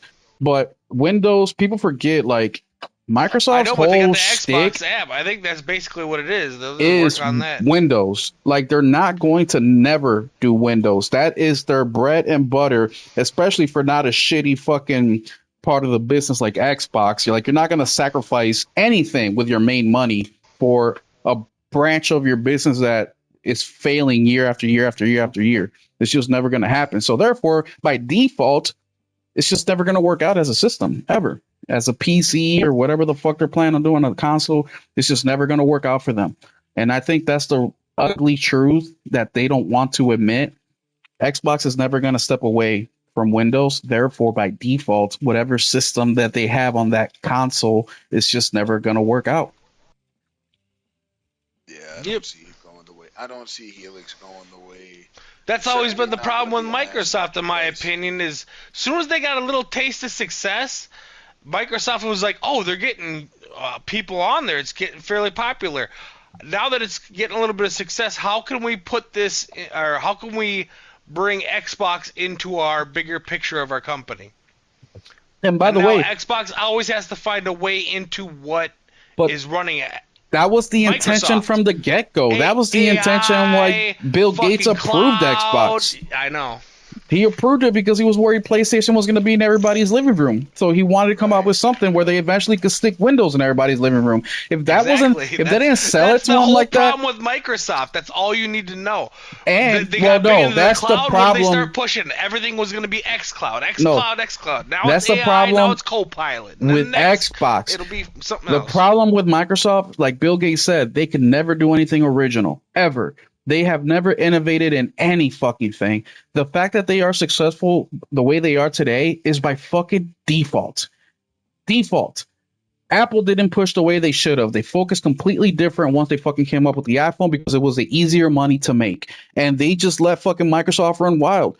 But Xbox, unfortunately, it ain't like that. You have PlayStation, you have Nintendo that have been doing it way longer than you and better than you, and you've never even tried to get better at it. As a matter of fact, like Nelson said, as soon as you got a little bit of success, your first instinct, instead of growing that success, is to completely fucking change it with the Xbox One. You couldn't continue with the 360. You had to completely fuck it up. Who the fuck does that? Look at what PlayStation and Nintendo have done over the years. Everything they've done is adding to what they already Everything's did. focused around what Xbox can do for Microsoft's other more important businesses. And you can't run a division of entertainment like that. Imagine if Xbox or Microsoft treated Xbox like Sony treats PlayStation, where now PlayStation is the biggest money bringer to Sony. Imagine having two heavyweights in the Microsoft umbrella, not just with Windows, but with Xbox. They're completely losing the forest for the fucking trees. And that is killing them in the long haul. And eventually there will be some fucking company out there that will make an operating system that's going to be way better than Windows. And they're going to be shit out of luck because they're such a one-dimensional company. It's not even funny. I think they're scared of Steam OS because if they start putting apps on that that's shit, where Steam is now. Steam is in if they start figuring out, yeah. Yeah. For sure. Well, we'll see what the Steam Box can do, because the problem with the Steam Box is not necessarily what it can do or can't do.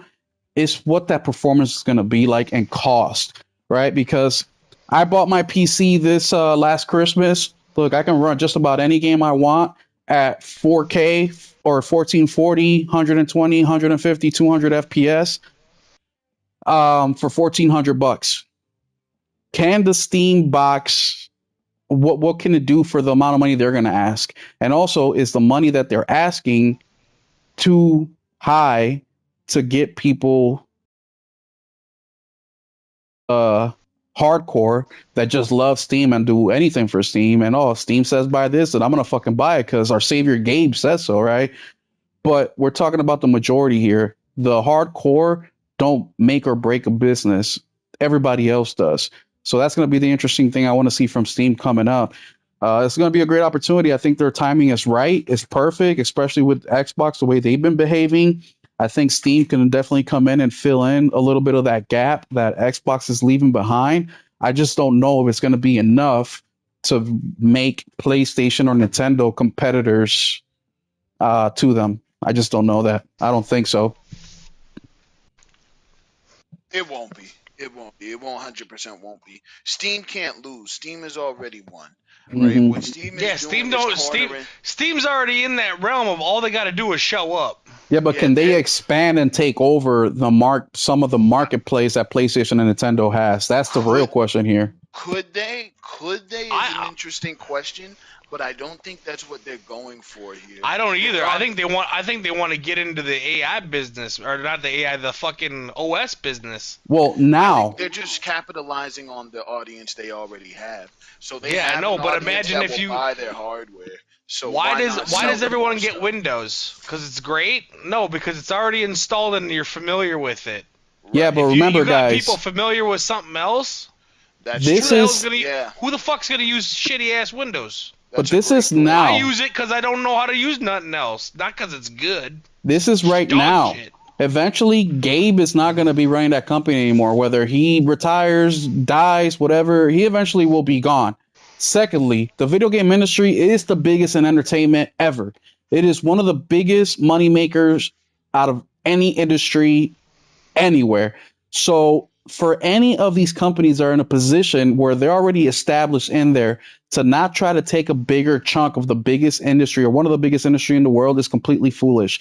If PlayStation is not looking 20 years ahead, they're completely foolish. Same thing goes with Steam and fucking Nintendo. So yes, they may not be directly trying to compete with PlayStation or Nintendo right now, but they better have a fucking plan to compete with them in the future, because that match is definitely going to come head to head then. Not saying it's going to happen now. This is a great entry point for them to get into that competition. But remember, we're talking about 120 billion and growing every single year in sales in the video game industry. Insane amount of money divided up by what? PC, Nintendo, PlayStation. I'm even going to leave Xbox out of there because them fucking guys don't do anything. But out of the three big players, that's a lot of fucking bread here per year. So I don't know. I'll leave you guys with that unless Preacher has anything else to say, or Nelson. Nope. Yeah, no, I think Steam is in a primo position to do exactly what you're saying.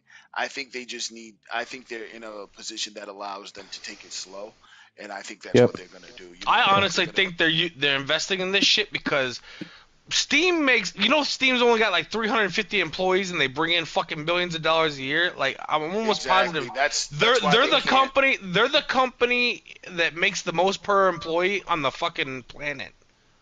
By a lot, like by significantly more than like an Apple or Microsoft per employee. Because Valve is smaller than, or not Valve, Valve is smaller than fucking, they're smaller than fucking Guerrilla Games, dude, and they're bringing in like fucking $10 billion a year or whatever the fuck it is. Like, you know what I'm saying? Like, that's a good point. That's just fucking, like, I think they're investing in shit as a tax write-off. Could you imagine those motherfuckers' taxes?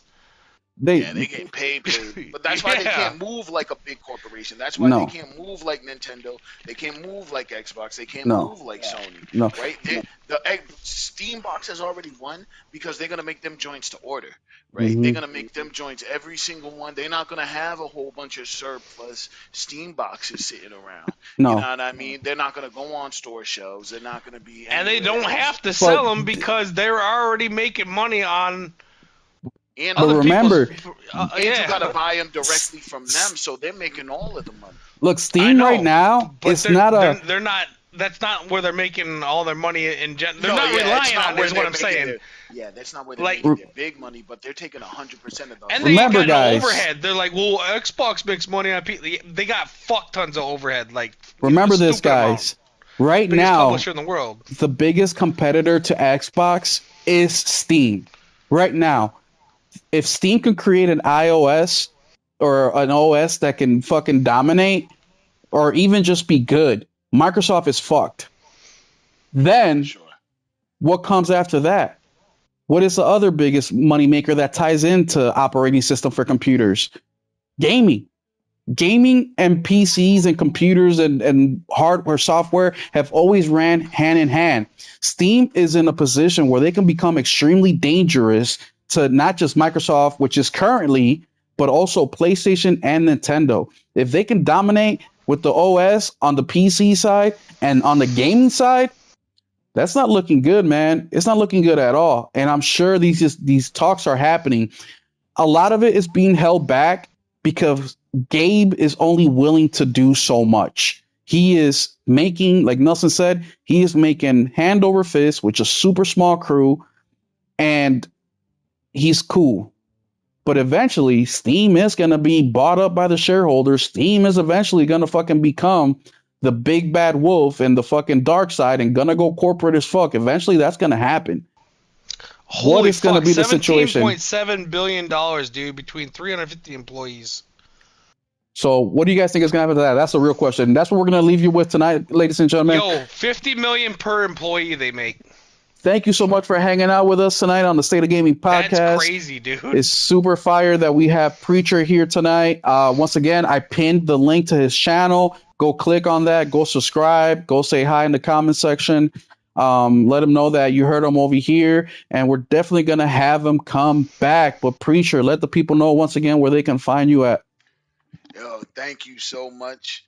I see a couple of you guys subscribed already, so thank you so much. You know what I mean? We're definitely going to be keeping these kinds of conversations rolling over there.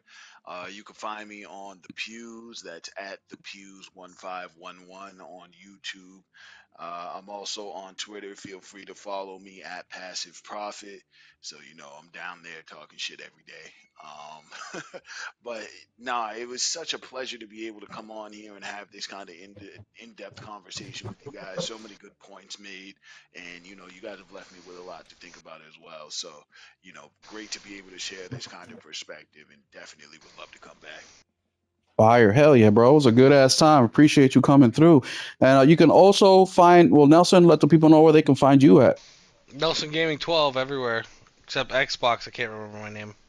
Nelson Gaming 12. It's the same shit. You know it. Stop acting like that. You fucking know. Go find Nelson on Xbox at Nelson Gaming 12, but don't ask him to play. What was the game? It's not on Xbox. It's like Nelson Gaming 777 or some shit. What was the game you tried playing that you couldn't play? Which one? What do you mean? The one that you bought that you couldn't play on Xbox. Oh, I got it to work. It was Sonic Unleashed. There you go. Go add Nelson on Xbox and ask him to play Sonic Unleashed because he won't be able to play it any fucking ways because Xbox fucking backwards compatibility is completely full of shit. I actually recorded a video about that. I just haven't posted it or anything. After the network came back up. Yeah, I tried a few. I made a video about it. Put a few games up there. Afro Samurai doesn't work. It's not backward compatible. Yeah, there's a few of them that just don't work on X. Oh, Quake. Most aren't. Quake, most aren't. It's only 600 and something games, and out of those 600, you got to think there's like 10 Halos, fucking 10 different Gears of War. 54s. So now when you look at the real number, it's really closer to like 400 and something. And then you take away all the fucking newer, bigger ones, right? Call like the Duty Left 4 Dead, 15. Call of Duties, all that shit. You're really only down to a fucking double digits of actual games that are backward compatible. That's another lie Xbox told you guys, and you fucking ate it up. Like, look at me, I can play my Xbox or OG. No, the fuck you can't, you fucking pussy. Xbox is just so full of shit, and the fact that you guys fucking believe that shit, you defend them, you switch your opinion like the wind, is completely fucking embarrassing. But either way, thank you guys so much for hanging out with us tonight, man. And once again, I appreciate it. As you guys know, I hate doing these podcasts because it takes me away from gaming, but it is nice to come in here, shoot the shit with fellow gamers, and talk about gaming and just hearing everybody's opinion. So awesome. Thank you. But now we will take off and go follow Prophet, guys. Please go click on that link. It's pinned. Yeah, hit the follow. Criminally underrated. Yeah, so underrated. You guys, appreciate y'all. But we'll catch you guys next week Sunday at 8 p.m. Central, which is Memorial Day weekend. I'm off on Monday, so we can probably hang out a little bit longer and shoot the shit, and it should be a good time. But we'll catch you guys. Keep it gaming.